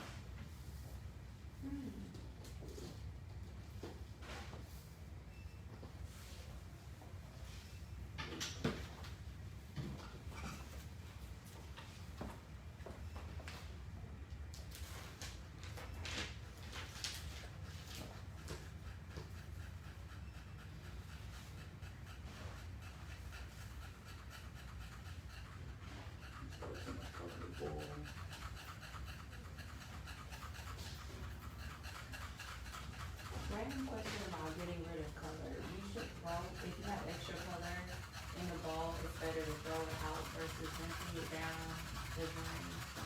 It doesn't matter, to be honest with you. I used to just throw it away, because that's what I do with food. I don't throw it down my train. My grandmother would be like, don't break anything, you're gonna pay for that. Because it was like the garbage bowl that we called it. But since this is mixed with hydrogen peroxide, it's really just gonna clean out what's under there. But yeah, I mean, but if your salon or salon owner tells you to throw it out, then just throw it out. I just kind of throw it out the drain. Especially if it's bleached, perfect, because it eat away whatever hair is stuck in the drain that I can't get to, so. And then you just flush it out with hot water. But think about it, if you're raising the color off of the scalp, it's gonna go down the drain. So that's just my thing. At first I used to be very adamant, throw it away, throw it away.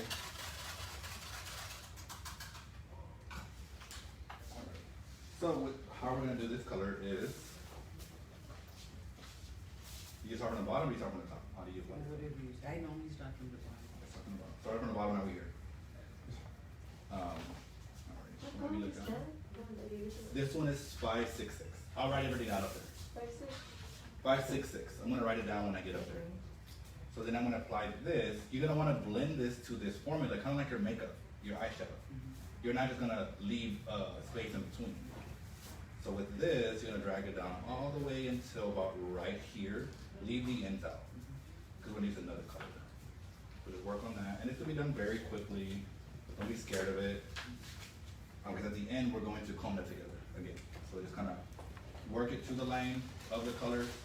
Did you use the volumes, right? I used 6 volume on this time. 6 volume. Yes, I did. Why 6 volume? Why 6 volume? Good question. I explained that. So, when I 6 volume, because I want to turn it into more of a deposit only effect.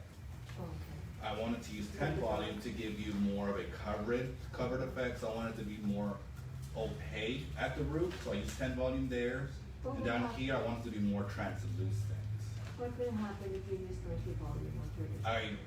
What I said earlier, 20 volume 20 volume. and 30 volume, I want to lighten. Lighten. I don't want to iron her hair anymore. It's already light. I just want a deposit tone. So that goes back into toning. What I said earlier, what toning is. Right. I don't use 20 volume to tone or 30 volume. By then, you're not toning anymore. Now you're lightening the hair. Lighten. Uh-huh. So with this, she didn't even want to be blonde, but she was so nice to let us do whatever we could do for the class. But she did tell me I want to be red, so I knew don't take her too light, 'cause then I had to fill the hair and do a whole different correction to her color. Mm-hmm. You got it from here? Yeah. Okay, so now it's just repetition. I'm gonna finish the front.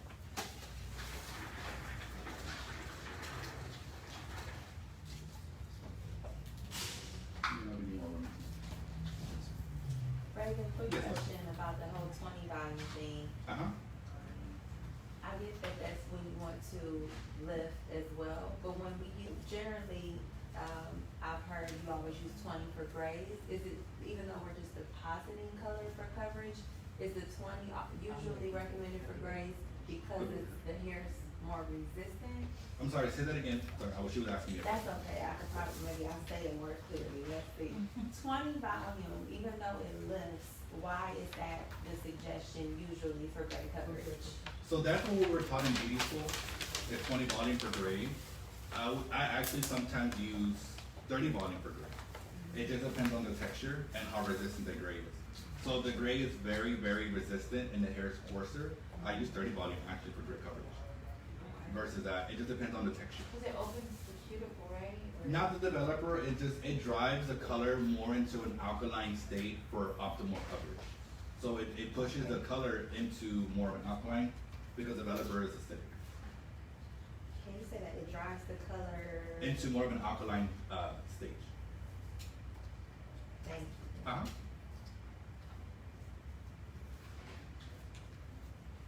But technically, standard, what we're taught in beauty school was 20 volume for gray, 20 volume for gray. But let's say, here's another tip. So let's say if I'm out of 6N in the salon, and I want to create 6N. You know, we were always taught mix equal parts 5 and 7, right? To make 6N or 6 zeros. What if we're out of 7 0, and we only have 5? You can still make your 6 by using your 30 volume. You're sharing out the pigment a little bit.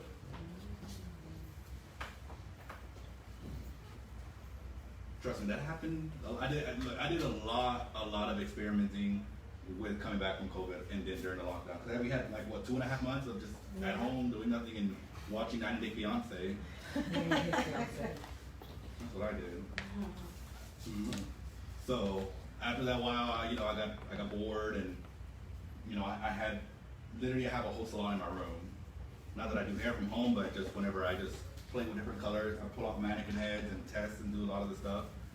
So I was like, what happens if I do this? So that's when I took the pH paper I had at home and I started testing all these pHs and I use different shampoos. I tested again different skin products, developers, color, you name it. I just tested it. I was bored.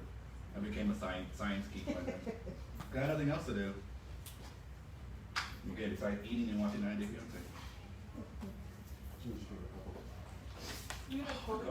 Paula No, and Russ. another shape, yeah. And I forgot the other girl's name where she was kind of a gold digger and she let it be known. She's like, I only got with you because of your money and you lied to me. Forgot what couple their name was, but I mean she was honest. She was like, I always wanted you for your money. I don't want you anymore. She was very honest. I mean, I love honesty. Regardless of what you have to offer. That was my question. Okay. When it comes to stroke 8 and stroke 7, Yes. what are like the underlying pigments about it? I know that on the woman's side, but is it like more gold intensive, more red, or like So the stroke 7 and 8, Yeah. you're gonna find that they're very, very similar. Where's that plug? kit map left. Can I borrow that? I'm sorry. Can you give it to him? Yes. I'll show you. So that's, let's see, good question. Yeah, so where are we at? You said the stroke 7 and 8? Yeah. So the 7 is more of the gold family, more of a, the gold is more dominant. When you go to the 8, the copper, so this was more of a, sound weird. This is more of a copper gold, this is more of a gold copper. So the gold is more dominant. Okay. But again, they're very similar. That's okay.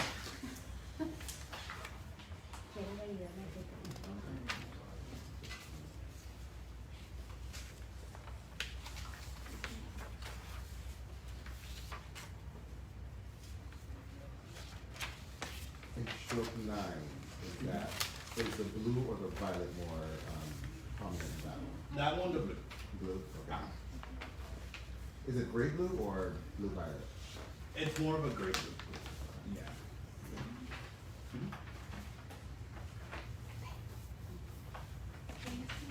So you'll see the stroke 9, we utilize that a lot. Oh, yeah, that's what I used. It's more of a, yeah, it's I more haven't of done it, but a, it's, yeah, it's more of a pearl tone.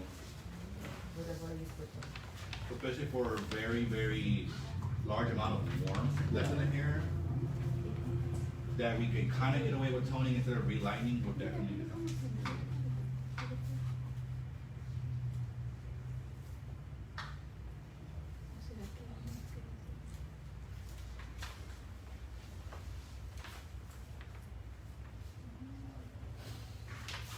Any questions, guys, in our application and stuff like that?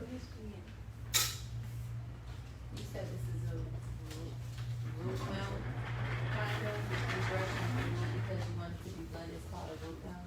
Yeah, so, yeah, I'm pretty much doing I'm doing a color melt overall. So I'm melting different formulas together to create a seamless blend. So always start off with your darkest formula at the root. Never the other way around. I mean, you kind of want to do it more of a Billie Eilish with the green at the bottom, with the top and the black at the bottom. Not my favorite look of her, but she pulled it off great. Please don't come for me. Any Billie Eilish fans? I did give her a compliment. She looked great, but anybody else could not pull it off. And green is my favorite color at that. So, there was that. You know, a lot of people want that look when she Ugh, takes it out. trust me. And guess what? Most of the time it was a wig. She even showed it on camera. She took it off. Oh, it was a wig? In the beginning, it was actually her color. Like, she did her hair that way. Then it became a wig because she wanted to be blonde. So even with, she did a whole blog about that. Even having thousands of dollars or however much money she had, millions of dollars, you still cannot make somebody go blonde from using black in one day. So she did have to cut a lot of it off. And then she wore lace fronts underneath her hair as she was lining it up in stages. So no matter how much money you have, that doesn't change the role of hair. Whatsoever. Trust me. And a lot of times, a lot of these celebrities are rocking wigs and extensions. Most of the time they are. So I'll have a client tell me, I want my hair like this. I'm like, okay, then go grab that wig. Your hair is not like this color. Oh, Jennifer Lopez had this. I'm like, girl, Jennifer Lopez last week had a short bob. Now she has hair down to her waist. What kind of shampoo is she using? That's extensions, babe. Yeah, I'm totally like the clients. I mean, some of them are like, You have to be real. you have to be honest with them, otherwise they're gonna control you. And they always try to. But it's also, I mean, like, also how you say it, not what you say. That's why I always kind of throw a joke in there, like, girl, like as soon as my clients sit in my chair and I know they want to be a level 10, I'm like, I hope you're not trying to be a level 10. And they're like, Let's be oh. realistic. Yes, I kind of bring them down a little bit, especially if I know that it's not gonna happen. Like to them. without hurting their feelings. Right. I'm like, what you trying to do? Trying to be blonde like everybody else? And most of the time, people don't want to be like everybody else, but low-key they do. Yeah. But they don't want to be told, oh, I'm being like the other person. They'll say, I don't know, what do you think? Oh my God, and that's my favorite one. What do you think? You're the professional. That's why I come to you. I'm like, girl. I'm like, I think you should start the same. Like I had one girl come to my salon, new client, and she was like, I wanna color my hair, but I don't want, what you say? I wanna color my hair, but I don't want any damage at all. And my thing was, okay, then don't color it. And she looked at me like I was crazy. I was like, not that the color's gonna damage it, but you're gonna get some exposure to, you know, degree of it changing your texture a little bit. And she laughed, she goes, okay. I'd like to be platinum blonde with no bleach and no color. And I want it done in an hour. And I'm a level 1, so I mean, it should be easy to lift from the black. I mean, Oh, yeah. I've only been putting this box color on for 10 years. And I'm willing to spend up to $100 cash. Only.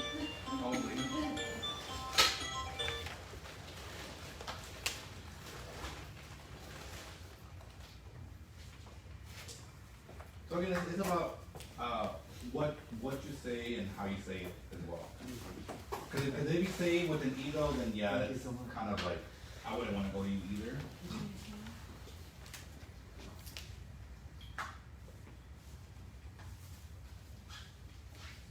So now I'm gonna have you do this and I'll finish with that. Let me go ahead and mix the final shade. Alright guys, once we're done with the formulas, I'm gonna apply everything on the board. And then we'll review everything that we talked about.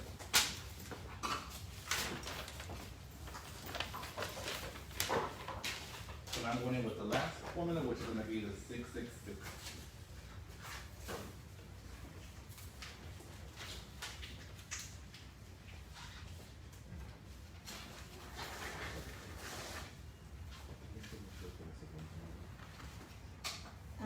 For fun? Yeah. For coloring fun or the one? This was the first. So I'm also using 6 volume for this, so this is 666 with 30 grams of the color, and now it's gonna be 60 grams of developer, because I'm doing that 1:2 ratio. So how much pastel 1 do I need if I did 30 grams of color? I heard it somewhere. If it's half of it, 1.5. yep, there we go. I heard somewhere. So that's 1.5 is 1.5 for everything, right? Yeah, it's 0.5 for every 10. When it comes to color, when it comes to lightener, it's 3 grams for every 10. So you're correct. Don't doubt yourself. Is that Cass? Yeah. Girl, I thought you said you had your baby this morning. I misread your message. No, everything's still in there. So this is Kat I was talking about earlier, when Jeremiah will say somebody who is pregnant who uses color. You can ask her all your questions. She's like literally hella pregnant. Yeah. Like 2 weeks away. Acting like I'm not. I don't know if you're like over there. I don't know how you do it. With a stool. You have a little belt support too, right? Yeah, I got like a belt and a stool. You go. That's Miss Cat. She's our lovely blonde specialist. I sent you a client, and I told her you were gonna give birth on a when you were back, but I sent you an extension client. Not mine, but she messaged me. She wanted extensions. I'm like, look, I don't do that. I don't want to do I'll this. do that. I wonder if she messaged me, because I had a few message me, and I was like, I don't have any openings. Yeah, that's what I was. I don't know when she's gonna get you in, because she's gonna have a child. Yeah. Bye, love. Bye. Good luck. Thanks. So you see how we use these capes? Because they already got color on it. And I'd rather color the cape than their clothes. So I'm not buying nobody any clothes. I don't have any clothes. Oops, sorry. So we're gonna go ahead and remove this out the way so nobody accidentally dips their brush in here. This was on really easy. So again, I want these colors to touch. I want it to blend. So I like to go down with it to smooth that cuticle down. And gonna go up to feather it. This is gonna sit on for about 20 to 25 minutes, and then we'll shampoo and blow dry her. And then those that are gonna stay for the second part of the class is gonna be in Spanish. So we're gonna go over the same exact thing, but that model we will be adding foils and low lighting her hair.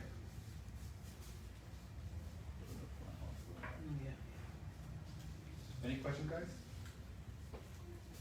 I'm concerned about the developer for you. Why are we concerned of, let me help you with that. The consistency of the developer and your color. Okay, what's the So concern every about? 30 grams of, how much is the developer? Because sometimes it's too thick for me. So maybe I'm doing it wrong. Or- What do you mean it's too thick? What do you mean?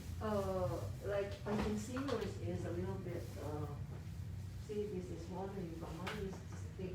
So That's maybe- because it was the, again, how Because of many. the, Olaplex? I mean, Olaplex. Because of the Girl, what we use? Sorry, Okay, no, it's not because of the passport, Yeah, it's because of we the- doubled the developer. The double, Yeah, so when you mix it 1-to-1, it's equal parts of color Uh-huh. and it's equal parts of the developer. When you add more developer to something, you're diluting it. Same thing when it comes to lightener. Okay. When you add more developer to your powder, you're actually diluting the power of the powder. So yeah, it's because we added more developer, because I want this to be, I actually want this to be sheared out. That's why it's not gonna be more of a it's gonna be more of a demi-permanent feel.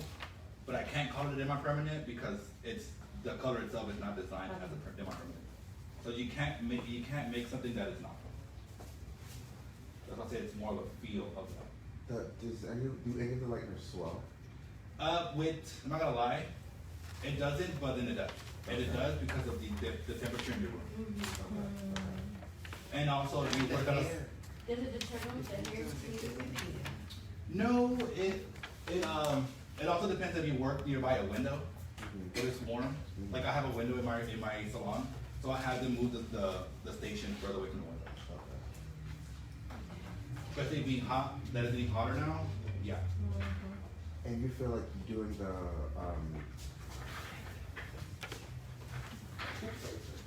Say it again. Actually, there's another question. No, what is it? I was just looking at the mixing ratios for the lightener, and it is 1-to-2 and 1-to-1.5, not 1-to-1. I was thinking it was I No, no, have no. a question about the ratios, like how would you determine? For color or developer? I'm sorry, for color or for light? Because sometimes the I guess color, for color for right now, right now, 'cause, it's all manufacturer. So permanent color, it's always gonna be 1-to-1, because you want the equal amounts of pigment. As we're toning, we're definitely wanting to kind of share out that pigment. That's why I doubled it. Now, let's say if I have somebody who the underlying pigment is really, really strong, I would definitely just make it into a permanent. okay, So I can get lift and then deposit. and then for lightener, For lightener, that's basically on how you're gonna utilize it. Also, think about it like this too. If you find that your foils are slipping, then add more lightener, not developer. Some people feel like their foils can slip. because It's too runny. diluted. It's too runny. Yeah. So then, and then switch over to that 1-to-1.5. Like for me, I almost use 1-to-1.5 for almost everything. The only time I do not do 1-to-1.5 or 1-to-2, let's say if I want to do 1-to-1, is when I'm doing open air balayage. Because I want that consistency to be almost like a toothpaste consistency. I don't want that thing to move at all, especially when I'm open air painting. Which lightener would you recommend for? Open air? Open air. We have a clay lightener here. It's in our Luminate family. Unfortunately, we don't. That's what it is. This brand doesn't make it, so I couldn't talk about it today. Okay. It's But- the charcoal one, No, the charcoal one is a regular lightener. I'll bring it out so you can see it. It's called Starlight. That one's a clay-based lightener. So it's made for open air techniques, so that way you can literally paint and it'll stay where you painted it. But again, that's when you're open air balayage. I know nowadays everybody calls everything nowadays balayage. That's just everywhere you go. Yeah. It's balayage this, balayage that. And it's not even really balayage, you're just foiling with the root shadow. Right. So I client, I want balayage, like. So I'm like, everything is balayage, and I was like, no, it's either dimensional or it's, They want balayage, they're level 1 and they want to be a level 9. yeah, But yet you want balayage. not gonna happen. No. Again, balayage is a technique. like you're that gonna we're- need foils. So it'll be more of a Foils foliage. high, yeah. You're gonna have to foil. Mhm.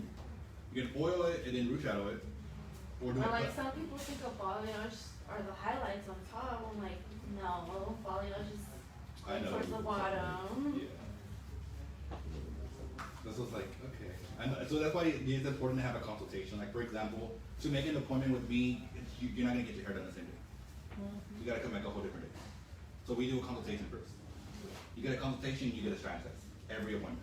I don't, especially all my new clients that are coming in, or my sister wants my same color as me. I'm like, does she have box color or does she have color like you?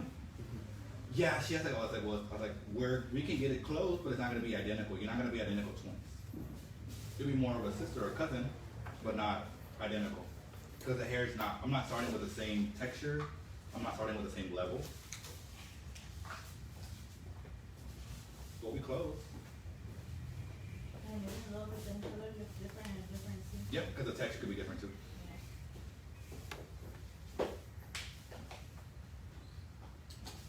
Now we're just blending that together, all three colors. Like we do with makeup.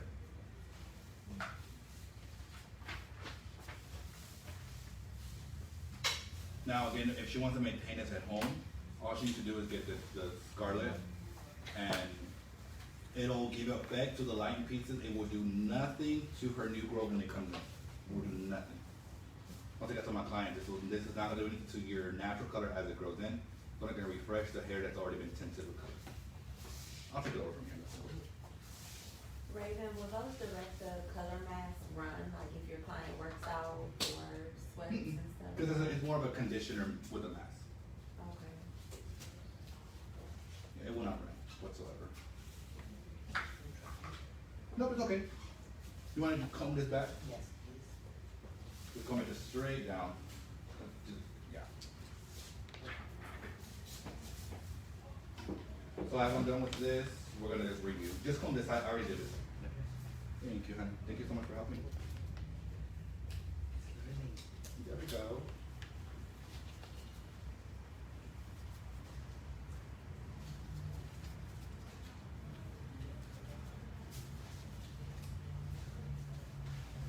Here's a question on this straight.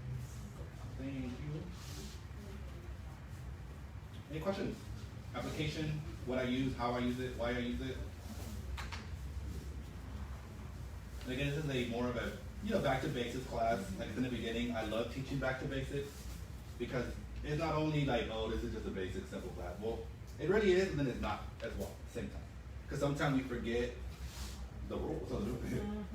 We're so used to like being stuck in our ways, and we may learn something different on how we applied something or how we took something on, or a different approach. So everybody has different, levels of experience. Some people were taught in different states or countries, and we learn from each other. And some of us are newbies, which they're being taught already something different than what we were taught in school. Because when I was in school about 11, 12 years ago, I was doing roller sets, finger waves, pin curls. I don't even know they even teach pin curls anymore in school. There was a meme going around. They are? They're still fun. There was a meme going around saying, if you didn't do this in school, don't talk to me, or don't tell me about hair. Take away from Yeah. my favorite. You're like, why are we doing this? But I'm seeing a lot of that come back. Yes. Or like the Actually, theme party. celebrity that's not. Theme party, like there was a Great Gatsby party, and I knew how to do a finger waves, and it was like, can you do that for me? I'm like, yeah, girl, so you just look home and the little S pattern. Everybody's got to just like literally just slow down. Don't be scared. Alrighty. Hey Siri, set a timer for 20 minutes. 20 minutes, starting now. Oh yes. I like how you talk to me. I have an English woman, a British woman.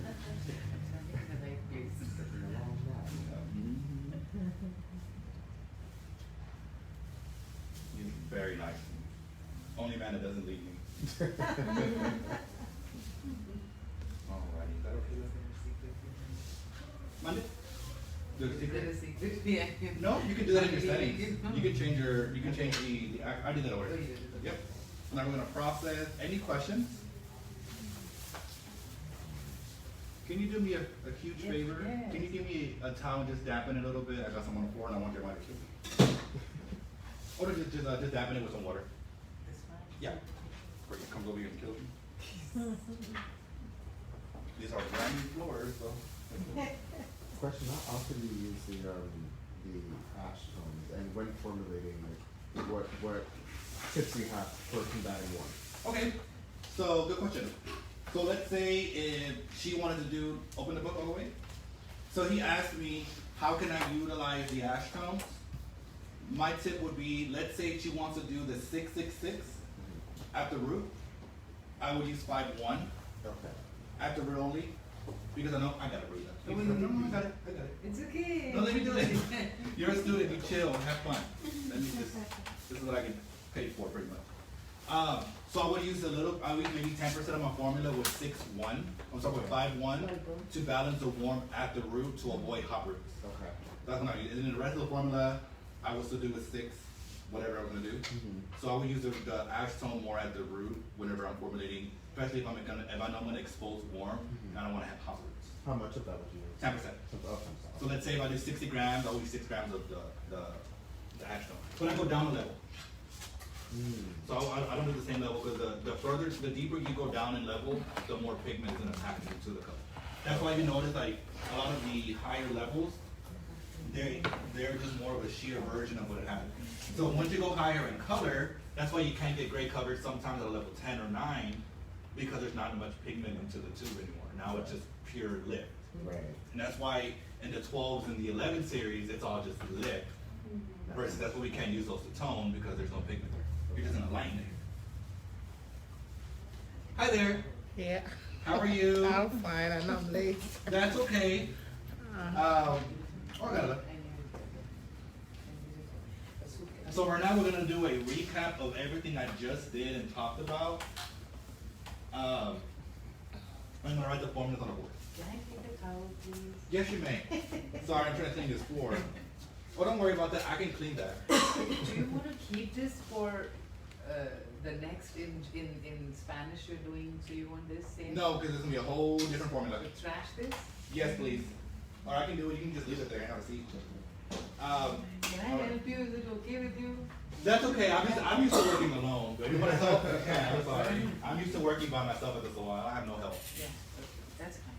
That's okay. I'll I don't want take to this tray, but take your seating, otherwise. Oh, she can stay there. That's fine. I'll take the tray. Okay. And I'll bring it back again. Okay, thank you. Okay. So our root formula. Hey, come on.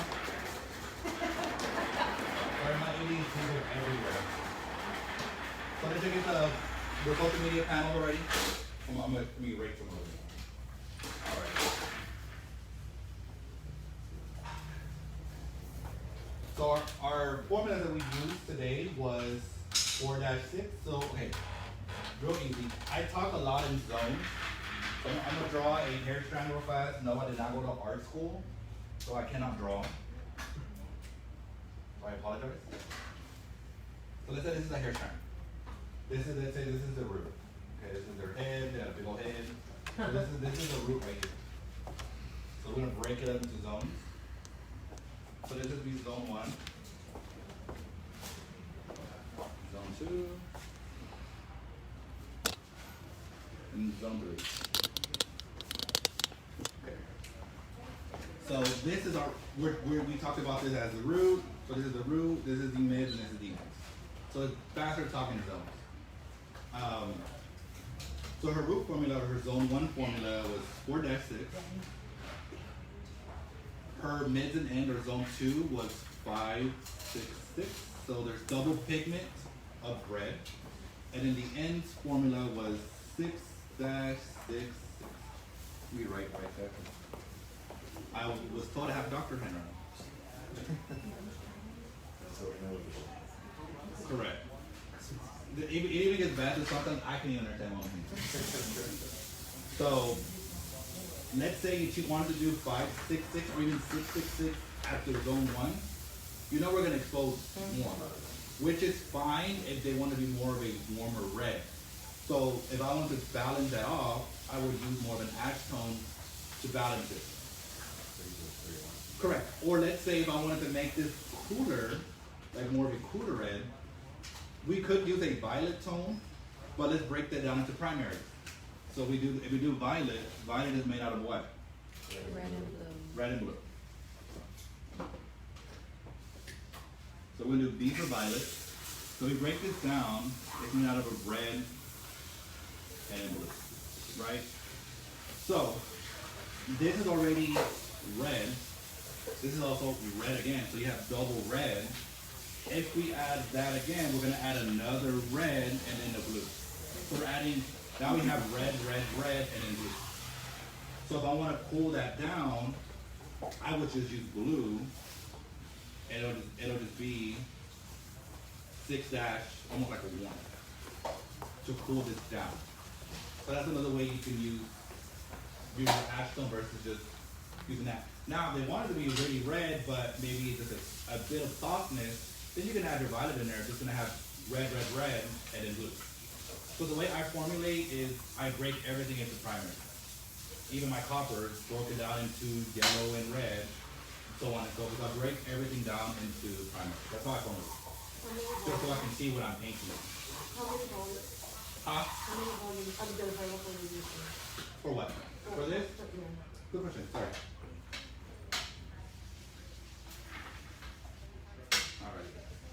I'm gonna redraw this again. Make it bigger. Okay, this is the strand, so we're gonna break it up into zone. So this was 4-6 with 10 volume, equal parts, so 1 to 1. That's zone 1. We did that? Well, I'll put roots. Okay. Now, zone 2,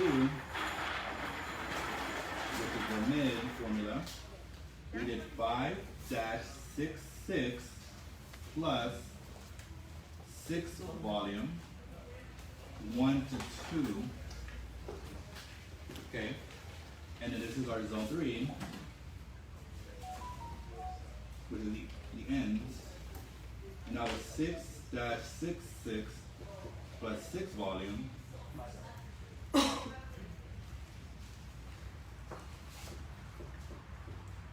1 to 2 ratio. Got it? Any questions? I know it's pretty basic, pretty simple to get into that. So now she's gonna process. You can already see the color already changed, so now I'm gonna clean her face. I'm gonna leave it like that. 1 second. Thank you, love. I got it. I'll do it. Yeah, just hang out. Please do not comfort me on the comments, because I do clap that. Yeah. It depends. So this is what I do. I match energy. Raven, I know it's preference, but do you prefer to keep your formulas for your clients in your phone or digitally, or do you have a book? Nope, I don't write anything down. So you do it. Because I want to make sure I ask them every single time what they want to do. So you don't keep up there of the color formula? Because people come wanting something different. There you go. Every time? But what if they Every- say, I want exactly what you did 3 Now, months ago? for example, if there's clients you've done forever, you kind of already know, okay, she's going to be a 7-0. I don't know. This is why I don't write them down. One time I did write them down, the computer crashed. So it got me to do that. And then one time we had flooding here, the salon flooded. Our book, before the computers came out with the Stone Age, we lost all the formulas. Yeah. So I just asked them every single time, what are we doing today? Then they were like, oh, I want to do something different. Well, if I show you my formula that I used to write down, you'll see a new formula every single time. Okay. So it kind of gets me out of my comfort zone to, And I feel like the hair is just always changing. yeah, and then when they come back, that hair is about a level or 2 lighter. Alright, so then whenever they go back and, when you go back and do the same color you did last time, to them it's gonna look darker. Depending if they come back in 6 weeks. Now if they came back in like 12 to 18 weeks, we're gonna do something totally different. We're gonna do something different. Cause more than likely, they're gonna wanna change it up. Especially if you have clients that maybe come twice a year. Then they're gonna totally do something different when they come back. Okay. Or you may have to use something different to get it what they used to look like. Especially with that amount of regrowth.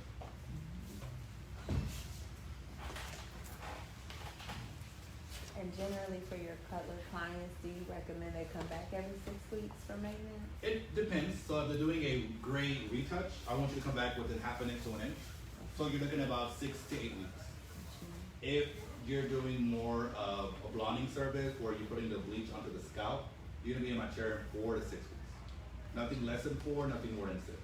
Because then now I'm gonna do a double process. Now I'm gonna have to put the liner further away from the root because the body heat's gonna generate, if you put it from scalp to there, you're gonna have a beautiful lift where the root gave body heat, and then where it's too far away from the root, you can have that orangey band.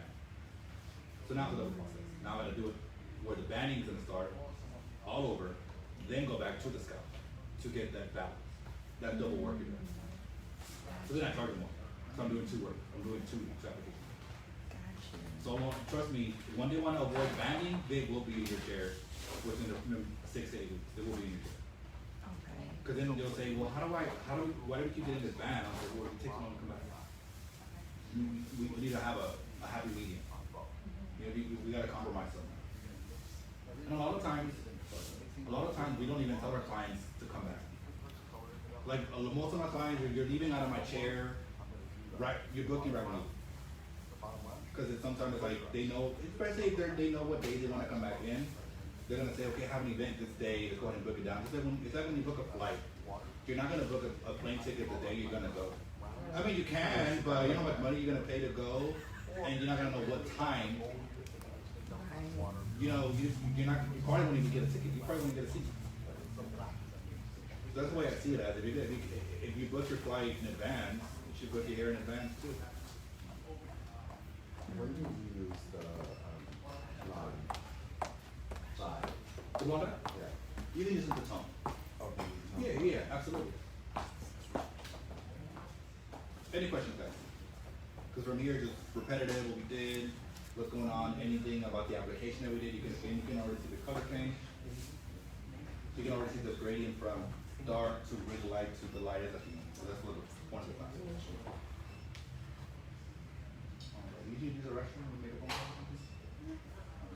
So now we can just chill, roam around. We have about 6 minutes until we wash her out. So if you want to go and shop the store, and there's something in the store that you see that you may have questions with, let me know. I have a lot of things that I'm using them because. What's your question? I have a lot of makeup orders, but I'm not using them right now because I'm not sure what is the proper. If you want to, are you leaving after this class? No. Okay, I'm gonna use that one in the Spanish class. I know it's gonna be in Spanish, but you'll understand how I use it. I'm gonna use that on the model. Okay. If you wanna stick around. Yes, I'm gonna stick around. Cool. Or if you have to leave, it'll be on Facebook Live. Okay. Yeah, absolutely. But what's your question right now? I can answer it right now. No, because, Or do you wanna see it in action? they want to just use it back then, what is that? No, you have to use this. This is bleach. Yeah, that's like, great. So you have to use this with a developer. You have to mix it with something because you have to activate it. Yeah, so you have to use it with something. Now, the only one that you do not use any developer with is going to be our pigmented matte. Okay. These are straight out of the tube, no developer, no peroxide. Just apply to the hair, but please wear please wear gloves Okay. because you will stain your pretty manicure or your hands. Got it. Trust me, Jeremiah, our director of education, we did a project. He used this one On his hand? on his, yes. And let me tell you, he looked like a Smurf. I mean, called the Smurf cartoon, Yeah. but that's what his hands look like. They look like Smurf. So please work up. I like your picture. Thanks. I think I'm gonna wear that this weekend for this. That's K1 guys over there. Thank you. He owns the building too. I don't own that building. He's my boss, okay? Any questions, guys, on everything? Do you want to bring out the clay-based liner so we can talk about that? I know it's not part of this class, but I can mention it, because we went over everything we should. Be right back.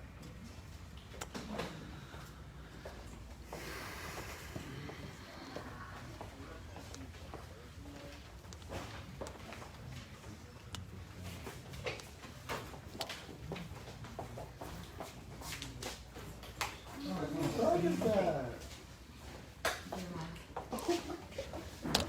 Is this in your way? Can you see it? Everything? Yes. Okay.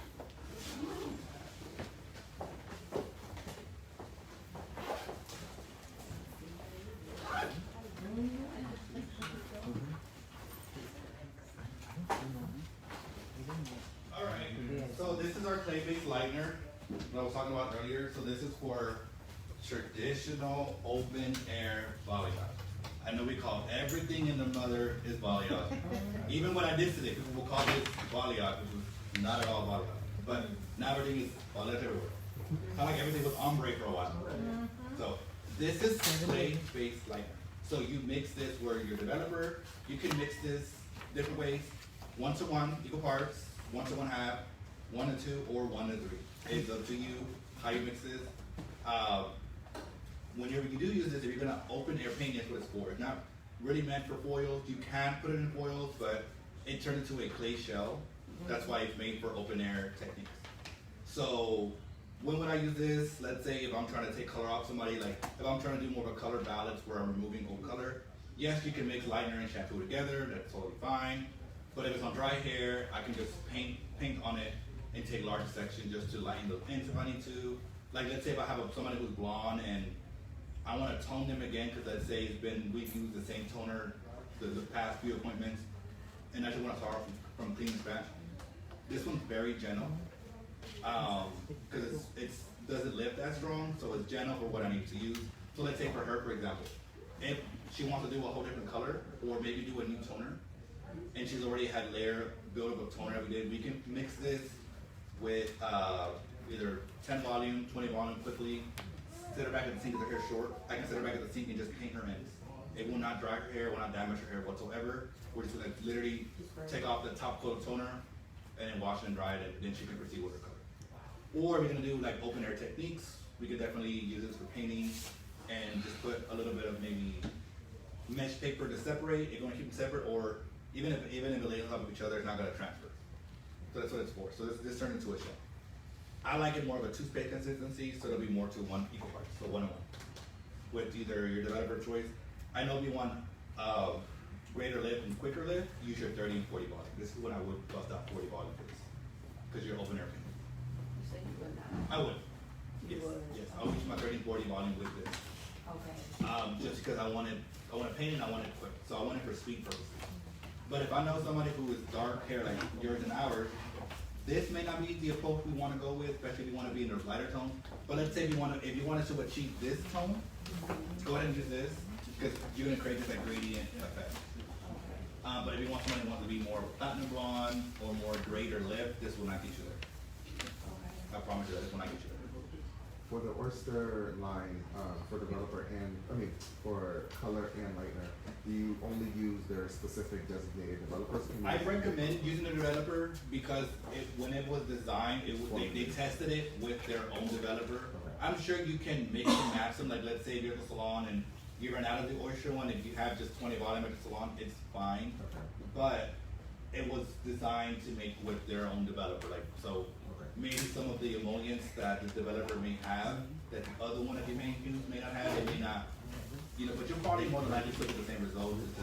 It'll be The more consistency beneficial. will be different too. Yeah. So let's say the developer you may have may be thicker Yeah. than this one, the color may be thicker. Right. Or let's say if it's thinner, then the color's gonna be thinner. So it's all, technically it's preference, but it's recommended to use theirs because they tested it and they formulated it with their own developer. Okay. But yeah, I mean, developer at the end of the day is still developer. Yeah, absolutely. I won't lie and say I didn't use their developer. I mean, I remember not a 20 volume, I have 20 volume in this line. So I mean, I'm not gonna say, sorry, I can't color your hair because I don't have their developer. I'm like, we're gonna make some money and we'll make it happen. Right. Yes. Super quick, if for natural hair or like locks, if you just wanted to tip it with the color and you didn't wanna go super light, would that be a good option? Absolutely. Okay. But you'll probably get at least 3 levels of lift. Oh, Yeah. that's pretty much. That may not be what you're looking for, but if you want to have 3 levels of lift, then Like a honey blonde, that wouldn't work on. so what's dark? Yeah, you'll get more of you'll probably be stuck at a level 7. If anything. Okay. So whatever color you want to build on a level 7, it'll be perfect. Okay. You pretty look? I'm gonna get her shampooed. If you guys want to roam the store, come back and see the results, you're more than welcome to.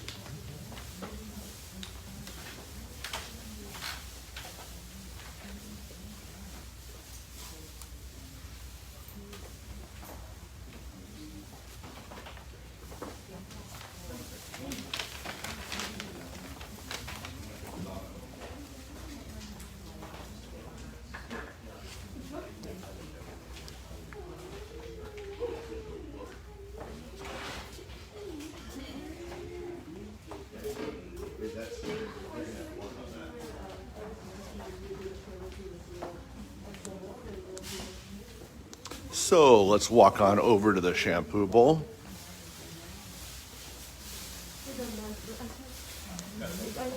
You can go ahead and pull it off, Raven. Oh. Trash can's right behind you. So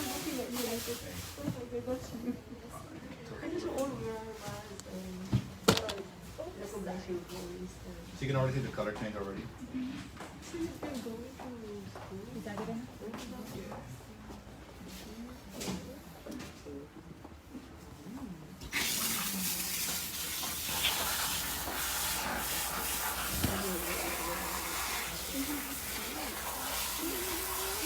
So we're gonna rinse it off first. What shampoo and conditioner are you going to use? I'm going to use the Cara RX because she did do a keratin treatment about 2 years ago. So we're it's gonna a- use 3 and 4. The smoothing shampoo from Cara RX, the Cara Smooth shampoo. But even if she didn't get the keratin treatment, I have clients that they like it because it has a little bit of treatment in some of them. Water okay? It's fine, thank you. So Raven, how do you get the color off from the client? Do you do it now or do you do it at the chair? What is the best I do it time and place? I do it now. I'd actually do it before we shampoo. Does any of you mind bringing me the color remover? I like to do it now before I put shampoo on it because I feel like the shampoo sometimes dries that color into the scalp. Or if you're a little bit older school like me, I use leftover colors. While you're old. I'll take it. Thank you.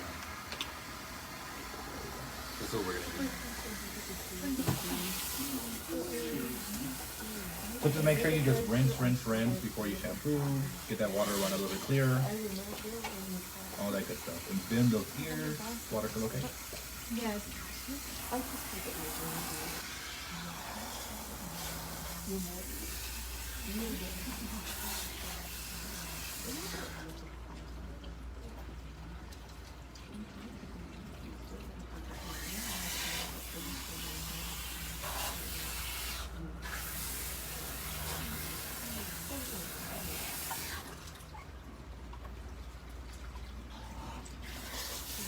Turn your neck this way. Cover it with the back. Sorry if I splash you. Put your neck more this way.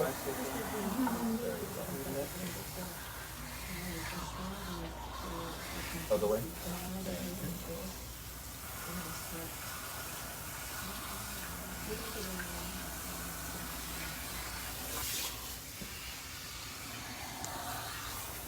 Back to the center.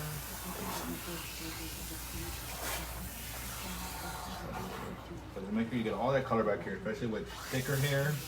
I know some people don't feel the color come out.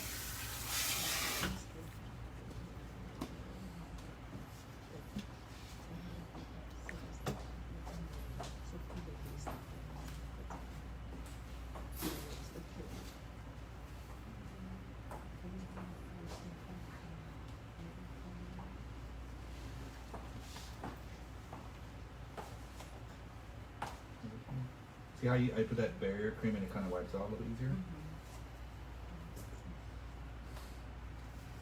You guys are quiet. You can hear it. I can hear it. The pin drop. Maybe you're just loud. We know somebody else is loud, but it's not here for me.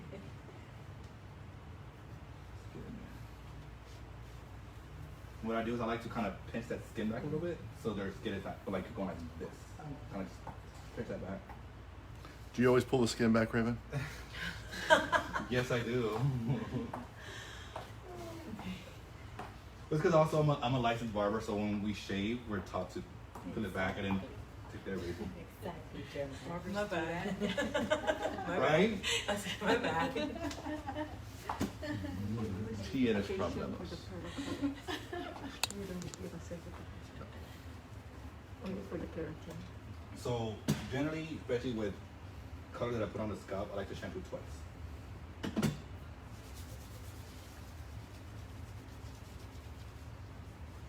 Raven, if you had traditional color and then you were about to tone at the bowl, would you still shampoo twice after taking off the color? Yeah, I want to make sure it's off the scalp. Okay. Because I have some clients that their hair is coarser And I wanna make sure all that, especially if I'm doing lightener, I wanna make sure it's all off the scalp.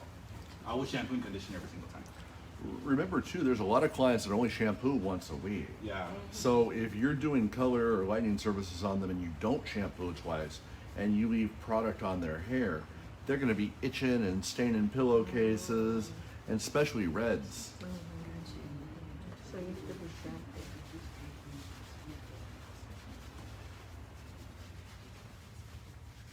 And this one we do not the shampoo, but the conditioner, but is it a must to shampoo it? Sure, I mean, that would also remove product. Okay.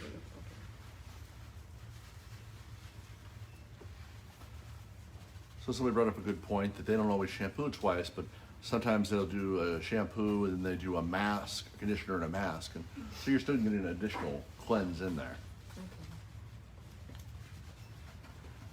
And also asking specifically like for the toner, if I'm toning. Yeah, I want to remove all the excess color so there's room for that toner.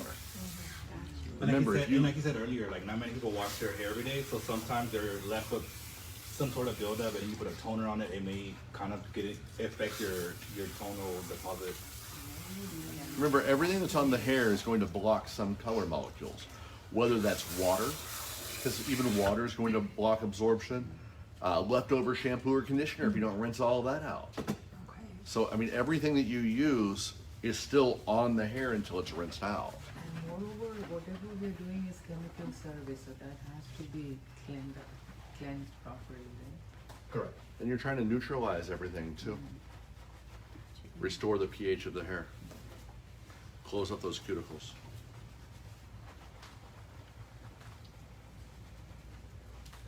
Ooh, that shampoo definitely foams.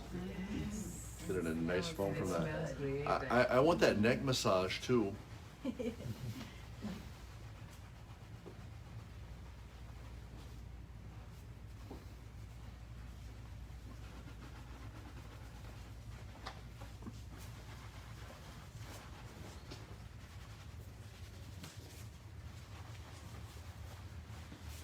Again, this does not hurt the client. It's gonna get, it actually feels good on it. Because of they don't use Well, I always wear gloves whenever I shampoo color out. yeah. So I want that. I don't want my nails to turn pink or whatever color, or my nails looking like an ombre. I always have ombre nails, which is why I have a big bowl of sugar at home and I put my fingers through there and it takes off the Is that the pigment. trick? That's the trick. Really? Because Yep. sometimes what I do is, probably shouldn't do it, but I'll get a coupon that tips it in Clorox bleach. Oh yeah, And I do that. that too. The easiest way though is Yeah. keep a bowl of sugar or a thing and you just kind of scoop it up with your hands and keep scooping it and all of it comes off. I never knew that. It's like lightly buffing the top of the nail. That's what I've done for years. How many years?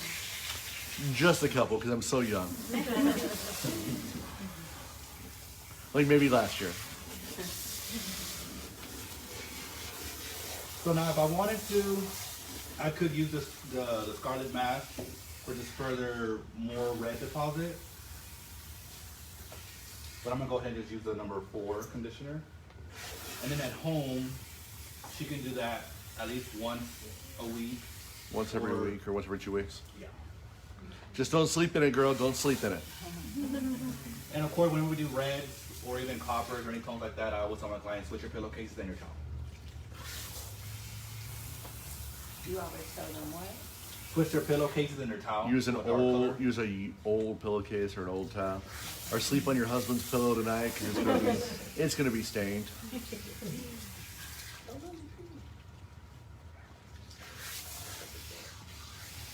And also, if I needed to, I could also use a passport number 2 right now, because it was already in a color. But her hair feels really great. I already put number 1 in it, and I also did I did a keratin 2 weeks ago on her. So she's totally fine. All her potholes already filled with keratin that she had in her hair. Oh, 2 weeks. Is that the shampoo and conditioner? It was about 2 weeks ago, right? We did the keratin. What shampoo conditioner do you use?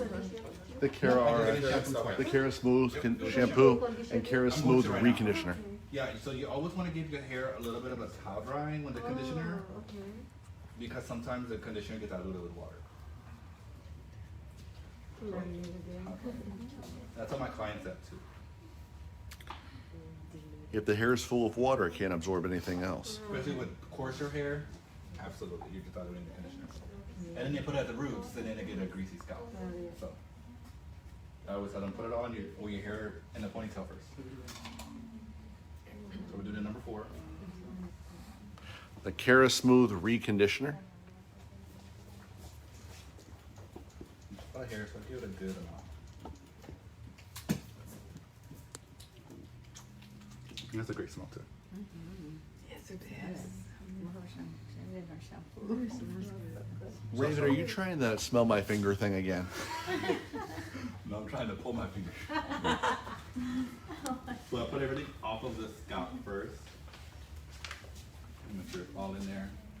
And then I go ahead and run my fingers like a comb, or I can use a brush right now to detangle any tangles. And then when I rinse it off, it's already tangle free. And I can also spread the product better that way. So when I do this part, actual clients do like a massage, because some people may not want to be touched. So I kind of do this, just give it a great scalp massage. And you'll find out they'll tip you more. Just do that, working it in. Yes. You guys have said it before, why it's called a reconditioner, and that I want to make sure I remember. That's because it's a part of the Cara RX line, so your hair is already conditioned with the No. keratin? The reason we call it a reconditioner is conditioners add condition to the hair. But a reconditioner, we're reconditioning it from the ground up. The Cara RX Cara Smooth Reconditioner contains keratin, 19 amino acids, all the amino acids that make up a hair strand. There are 19 amino acids that make up your hair strand. So it reconditions the hair strand. So it's a lot more than just a conditioner. A conditioner goes ahead and adds emollients to any gaps in the hair strand. A reconditioner actually penetrates into the cortex of the hair, deposits amino acids, and smooths the exterior of the hair strand.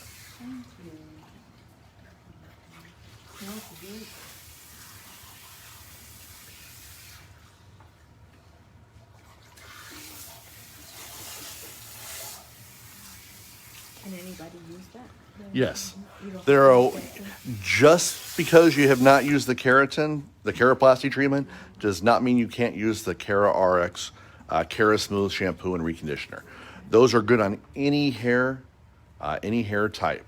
Because it's sulfate free and paraben, so good for color. Color safe, keratin safe, and will recondition and hydrate anyone's hair.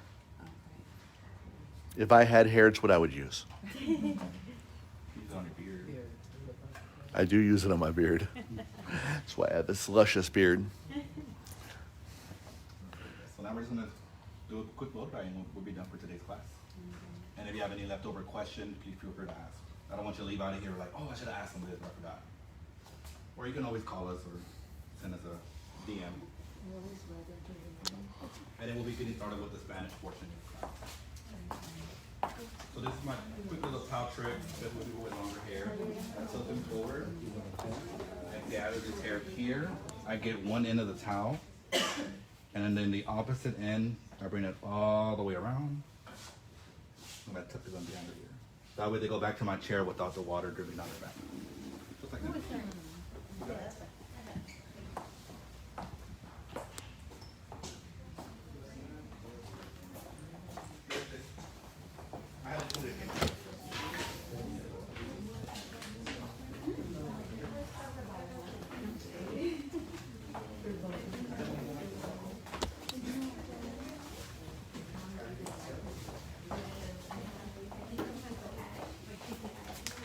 Alright guys, let's go ahead and finish this class and then we'll go into the Spanish portion.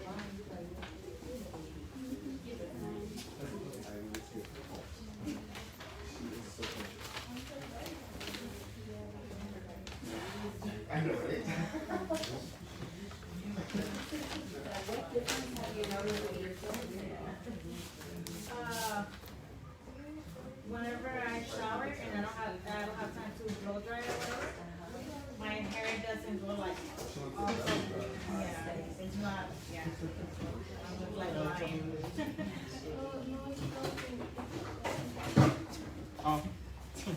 you go with the super straight? No, no, in the middle.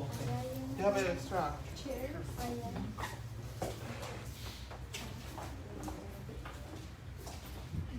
living. Do you have The another baby's there? living. I Yeah. think the Oh no, baby- Jupiter's not bad. You got the keratin. ¿Cómo estás? Oh, thank you. So we're gonna use our root oil to style her hair to help moisturize her lovely strand, and then we're gonna blow dry it.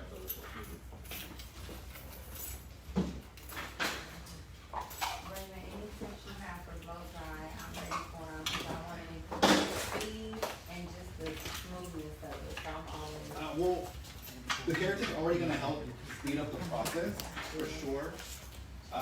What else? I use a larger brush to pick up more hair.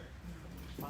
Bye, Thank you love. very See you next much. time. Yes, yes. Thank you. Bye, Nice to good meet you. luck. Bye, everyone. Have a great day with lots of money and less work. See you next time. The key word, right? Yeah. Lots of money, less work.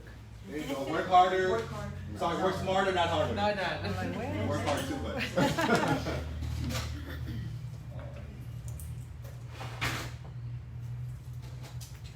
So, put this in here. So another quick tip is just the powder dry, which I already did. Got most of that moisture out.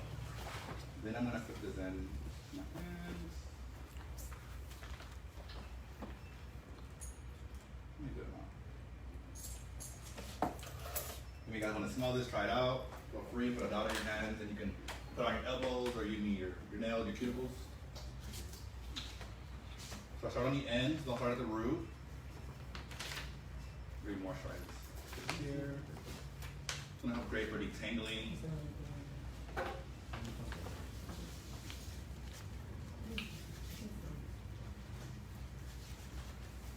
How much is that? The June oil, that's a big size. I think it's like 25, something like that. For our price, it retails for double, is that correct? Yeah. And then we have a smaller size that's 14. She has the catalog right behind you. So they also come in smaller size, which I need to purchase a couple because clients have asked me for some. This past weekend I was sold out. That travel size, like the mini, the gift set, sold really well. It was popular. It has like the shampoo, conditioner, and the oil. Right, but it's always great to have travel size stuff like that because a lot of clients you're starting to see them traveling again. So and they, of course they don't want to, they can't take a big one if they're gonna just do a carry on. So that'd be perfect for traveling. Or if they want to just try it out or for kids. You know. So it's gonna go in and just Say hi. And again, this is gonna be a quick blow dry. They just really detangle her hair really good. But I'm also spreading the product out. Sorry.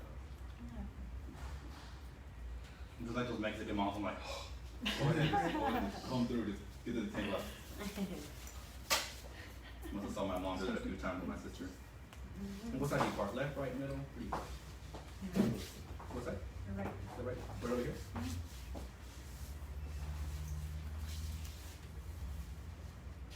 And I'm just gonna just do a quick blow dry again.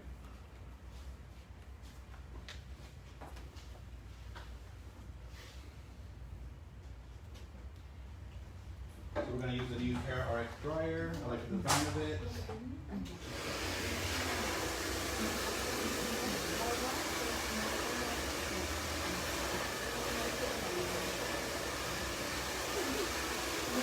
So what did we learn today about the color? Anything that's on your mind? I love how you explain purity because I tried that for great coverage and like I had to do everything so much. So I love how you explain like going a darker shade. Yeah. Especially with purity. Yeah, yeah. And then going higher about 30 volumes, you said, right? Yeah. Now, if you want to try that out, this is what you could do. Start in the back. Start in the back.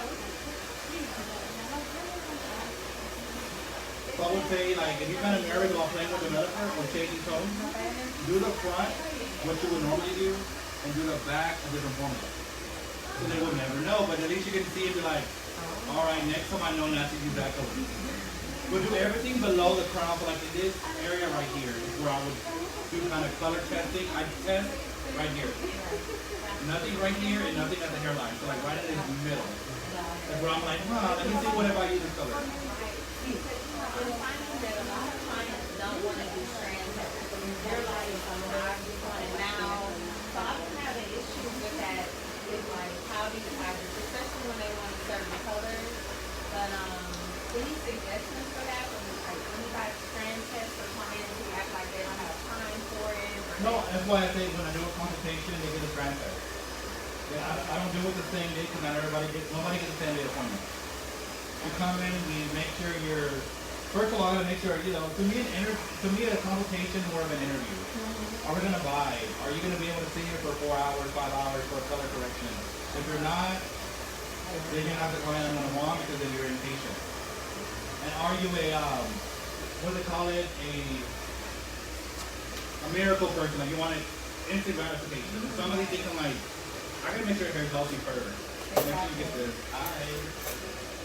So that's what we gotta go with. Are you one of those instant gratifications? You want a miracle today, like something that made it impossible. I like that. Sometimes I deal with some walk-ins. Sometimes it's like, let me get time on one hand, but then I have to think about the long schedule at this time. If Right. it's close to the left, it's my fault.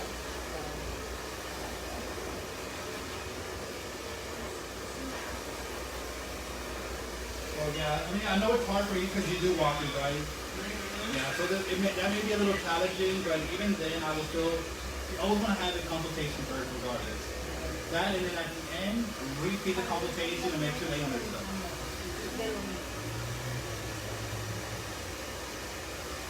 And plus, when we do consultation, we talk about price.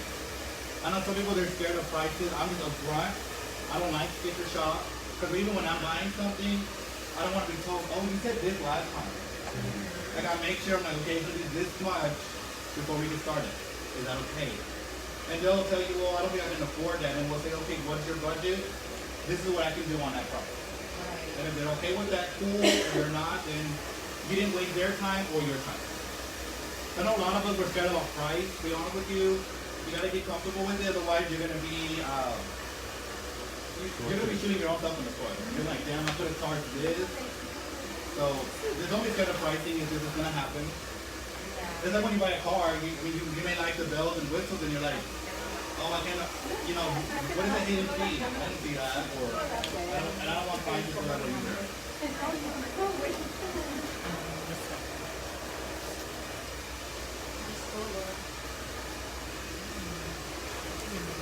Especially some clients may be tight on money. They may be like, I can only spend this much. Okay, let's get a haircut, a bit of maybe a recut. And when you get a little bit more, we can do highlights or whatever you want to do.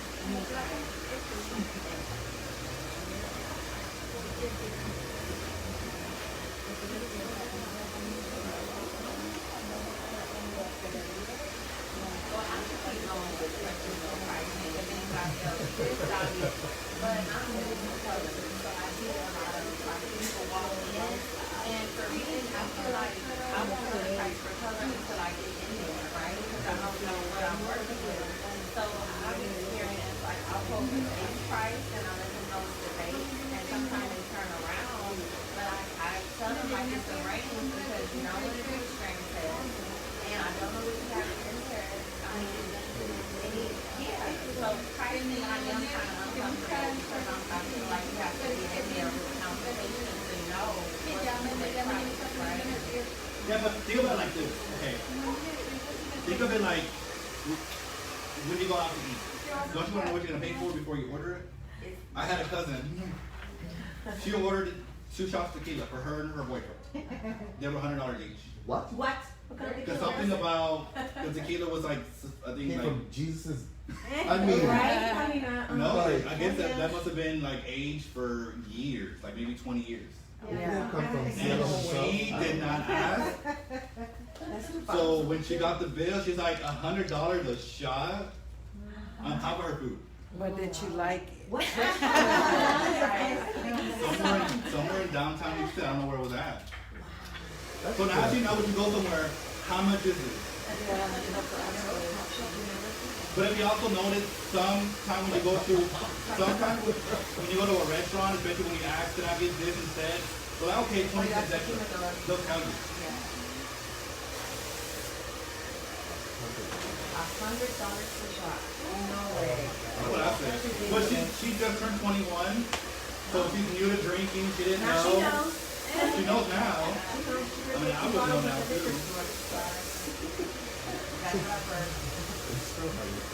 So yeah, so definitely always ask. So again, just like waitresses and waiters, they're like, okay, if you want extra cheese, it's gonna be 50 cents or $1 more.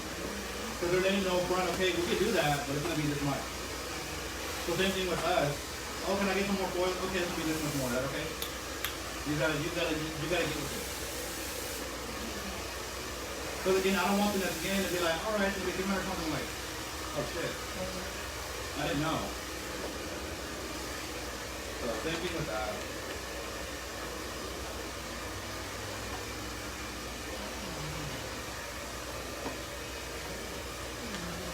I like the beautiful blend already. It's pretty on. Really nice. So much better with your super. So definitely for her, if she wants a little bit more deeper, she's gonna use started at home.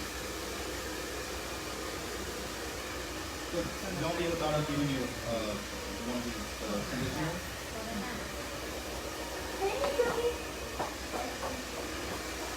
Hi, long time no see. Some of my former students.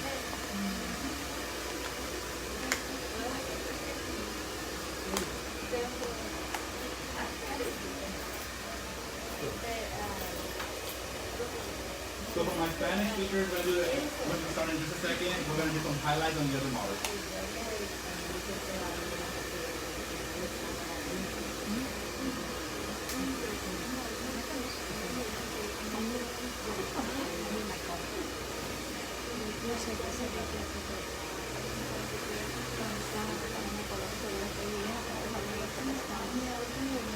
Right, and I have another quick color question. For the bleach and the cream, and the cream formula, I know you're gonna use that on this round. Yeah. Because it's already like an emulsion, would you still recommend adding passport to it? You can. Okay. You don't have to. To be honest with you, I've been doing hair before Bond Builders came out, so I learned how to use the lightener without it. So you can, but for extra protection, you know you shouldn't probably be covering that hair, definitely put it in. I mean, you can't ever be too careful. I just heard it in the diabetes. I mean, I know there's a couple jobs that have the formula, but the family specifically, I heard that if you diabetes color is good one. Because you're using very little of it. Now, if you pour half that whole bottle, absolutely. So you can never be too safe. It's like, maybe a little bit inappropriate. So it's like if a woman who's on birth control, right? And you're trying not to get pregnant, you also don't want to get anything else, so you're gonna use protection even though you're already on birth control. So you know you can still get pregnant technically. I'm here, and that's fine. So you still have that 3% chance you can still get pregnant. I am love. Monday? You can just throw it in the thing. I'll clean at the end.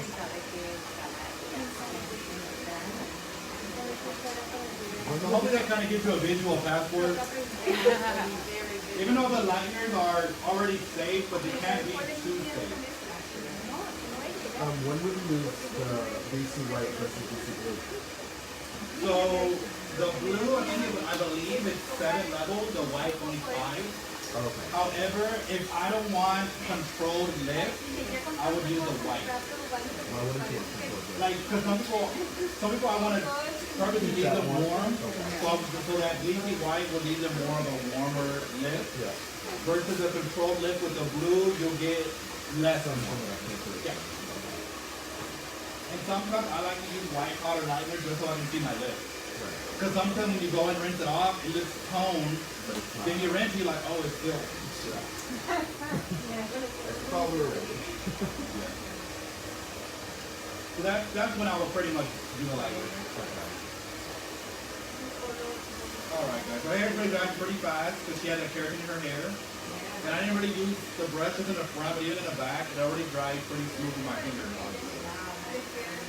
Doesn't have any keratin in her hair.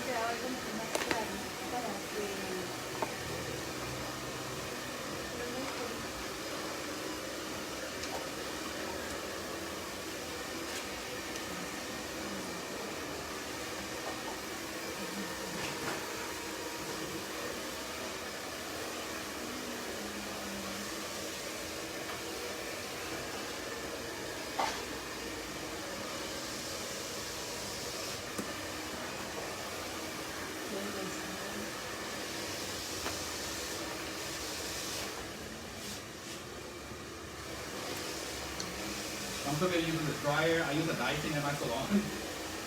So I'm going to use the filtered meat back here, put it down here on the Dyson. Even though things are still sold out, Dyson blow dryer? the professional ones, they've been sold out for like almost half a year already. Oh, really? Still? Not the ones in the store. Those are not the professional ones. Those are for a consumer.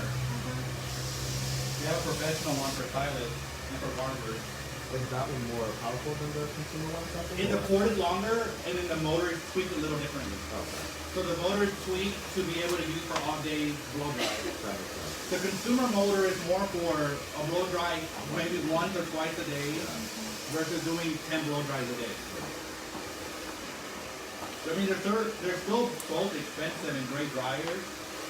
They just have one design more for all day use. Right. And the other one's more for, okay, I want to touch up my dryness or dry it here and there.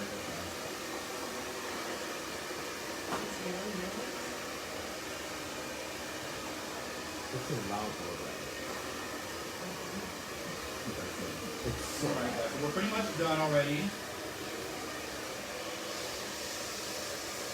Just polishing the end real fast.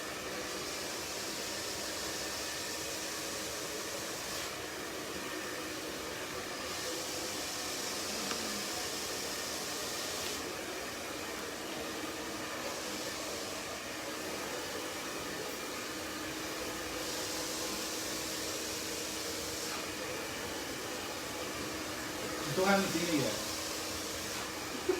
But she said it was what she was like.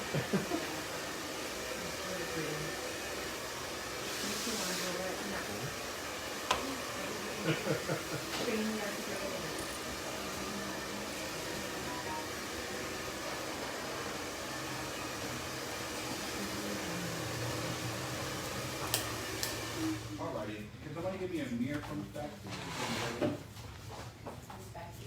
It's right there. Bottom shelf. Oh.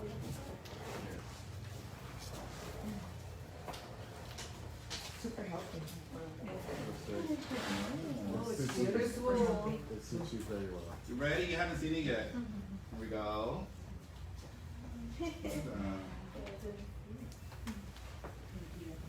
I know you're like, I don't want to be blonde anymore. This is such a great model. She let us do whatever the last time, but I knew this is what she really wanted to do. And then the keratin, literally, I just dried it with my fingers and just polished it with the ends, and we were dried really smooth and straight. From the last time. And the color's blended, like I can see the ends are a little bit brighter, it looks like, but Then it's deeper at the root. dimension. So the formulas are up there, guys. I know I have doctor handwriting, so you can barely read my handwriting. So, Raven, you play doctor very much? Because I'm seeing some doctor handwriting. Fitting on my patient. There's a blend. There's a shine. Very So I started pretty with base. some June oil. Love the dimension at the roots. Very easy grow out. So again, when she maintains it at home, if she wants it to be a little bit of a deeper color, we're gonna send her home with some scarlet. These right here are, So she's gonna use this at home with gloves. If she wants it to be more cooler of a red and it's a little bit richer, she's gonna use this. A couple times a month or maybe once a week or once every other week. With gloves, please. And don't sleep in it. Yeah, you can leave this on as long as you need, but if you want to take it off, that's like, we'll say about 20 minutes. Yeah. And it won't hurt to put it on all over. Just put this on with a like you're doing a conditioner. So wash your hair. Huh? What are the price on these? That's an excellent question. Let me go see what they are right now. They are in your book. You like it?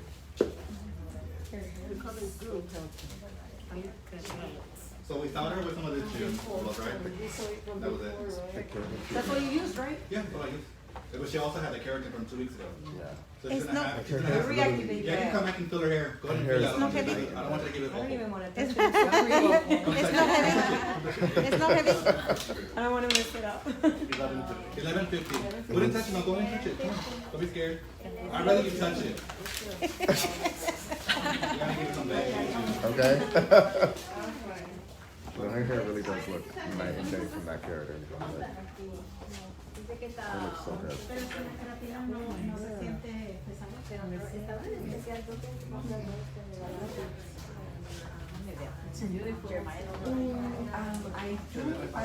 Any questions, guys? We're gonna wrap this up, and then we're gonna get started on the Spanish portion. We're gonna get some after photos, and then we'll be done. See you at the next class.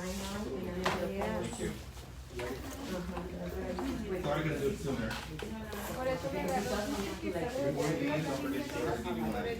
Otherwise, that right will raise after 21. And what do you use So for? again, whenever you wash your hair, just wash it. Get a towel, dry it. I love that one. That one is, the percolator is like, Run it through. it's powerful. Get a towel with a brush that you can It's care for. powerful. Brush it through, put it in the clip, and you can make tortillas, walk around the house, or whatever. And then when you're ready to rinse it off, just rinse it, and that's it. Don't shampoo it out. Excuse me. Excuse me. Yes, sir. Yeah, what are the colors you use on ordinary, like ordinary wig or I can't hear you loud. what? Can you use this in or like on ordinary wig, like Yeah. not even on your hair, like other hair, like Yep. you can put do on? Can you re-dye it? that. Can you re-dye it? Yeah, not natural hair, like unnatural hair. I don't understand your question. What do you Did you understand me? Like you said. Que si en el pelo natural, en el nuevo crecimiento puede... Oh, you said like on non-colored hair. You can, however. Not hair, wig. You know what is wig? Oh, The one you put on your Oh, hair. the weed. Yeah. Oh yeah. Oh yeah. You can use that on there. You can use it to re-dye it. Yeah. Ah, Absolutely. what's- I'm sorry, I didn't understand. I was like, I know what weave is. Yeah. Okay. Almost everybody has one of those. All the movie stars, celebrities, they have weave. Okay. All right, let's get your picture taken, and then we'll get the Spanish class. Just Yeah. in case you want to change the color, you know, blonde, you go blonde. So what is the right color? For her, it's not gonna happen. Oh, really? No. So what do you, it's not gonna happen No. to be I'm blonde? gonna tell her no. No, I'm just asking if. If Yeah. she's gonna be orange and really orange, and then dry hair. So the answer is no. So anytime I tell a client, and when they want to go red or even darker, I ask them, are you going to go blonde anytime soon? If you are, don't do the color. Don't do the color. Alright. Because then I'm not gonna be able to take it out. Okay, Right. Like Shelly, I did her hair. I had to let her copper fade out, and then I would like that. And I even told her, if you want to be blonde, it's not going to be in one day. And I knew it. So she's an example of like, no, not gonna happen. I got it. I've been. Same thing with her daughter. Her daughter was also a copper red, and she slowly wants to go back light. I was like, no, we're gonna do a darker color, and then we'll work on that because it's not Oh, just you for get that. a blonde yet? Correct. Absolutely not. All right. So and then- when you color your hair with red, there's no way for you to blonde it, right? I mean, there is a way, but it's gonna end up being on the floor. Okay. It's gonna be dry, falling out. It's gonna be again redder, orange, orange, orange, orange, yellow, gold. All the colors they don't even want to see. That's why I always ask them first, are you gonna go blonde in the future? If so, we're gonna get a major haircut, and we're gonna start from scratch. Thank you. Absolutely. You're welcome. All right, let's go ahead and sign off. Thank you, Facebook. We're gonna go into Spanish in just a second. Let's get some after photos, and then we'll be switching over. So these are $11.50, but right now you buy two, you get one free. Yeah. Hold on one second though. How do I end this? Different color, different colors. Oh. And we are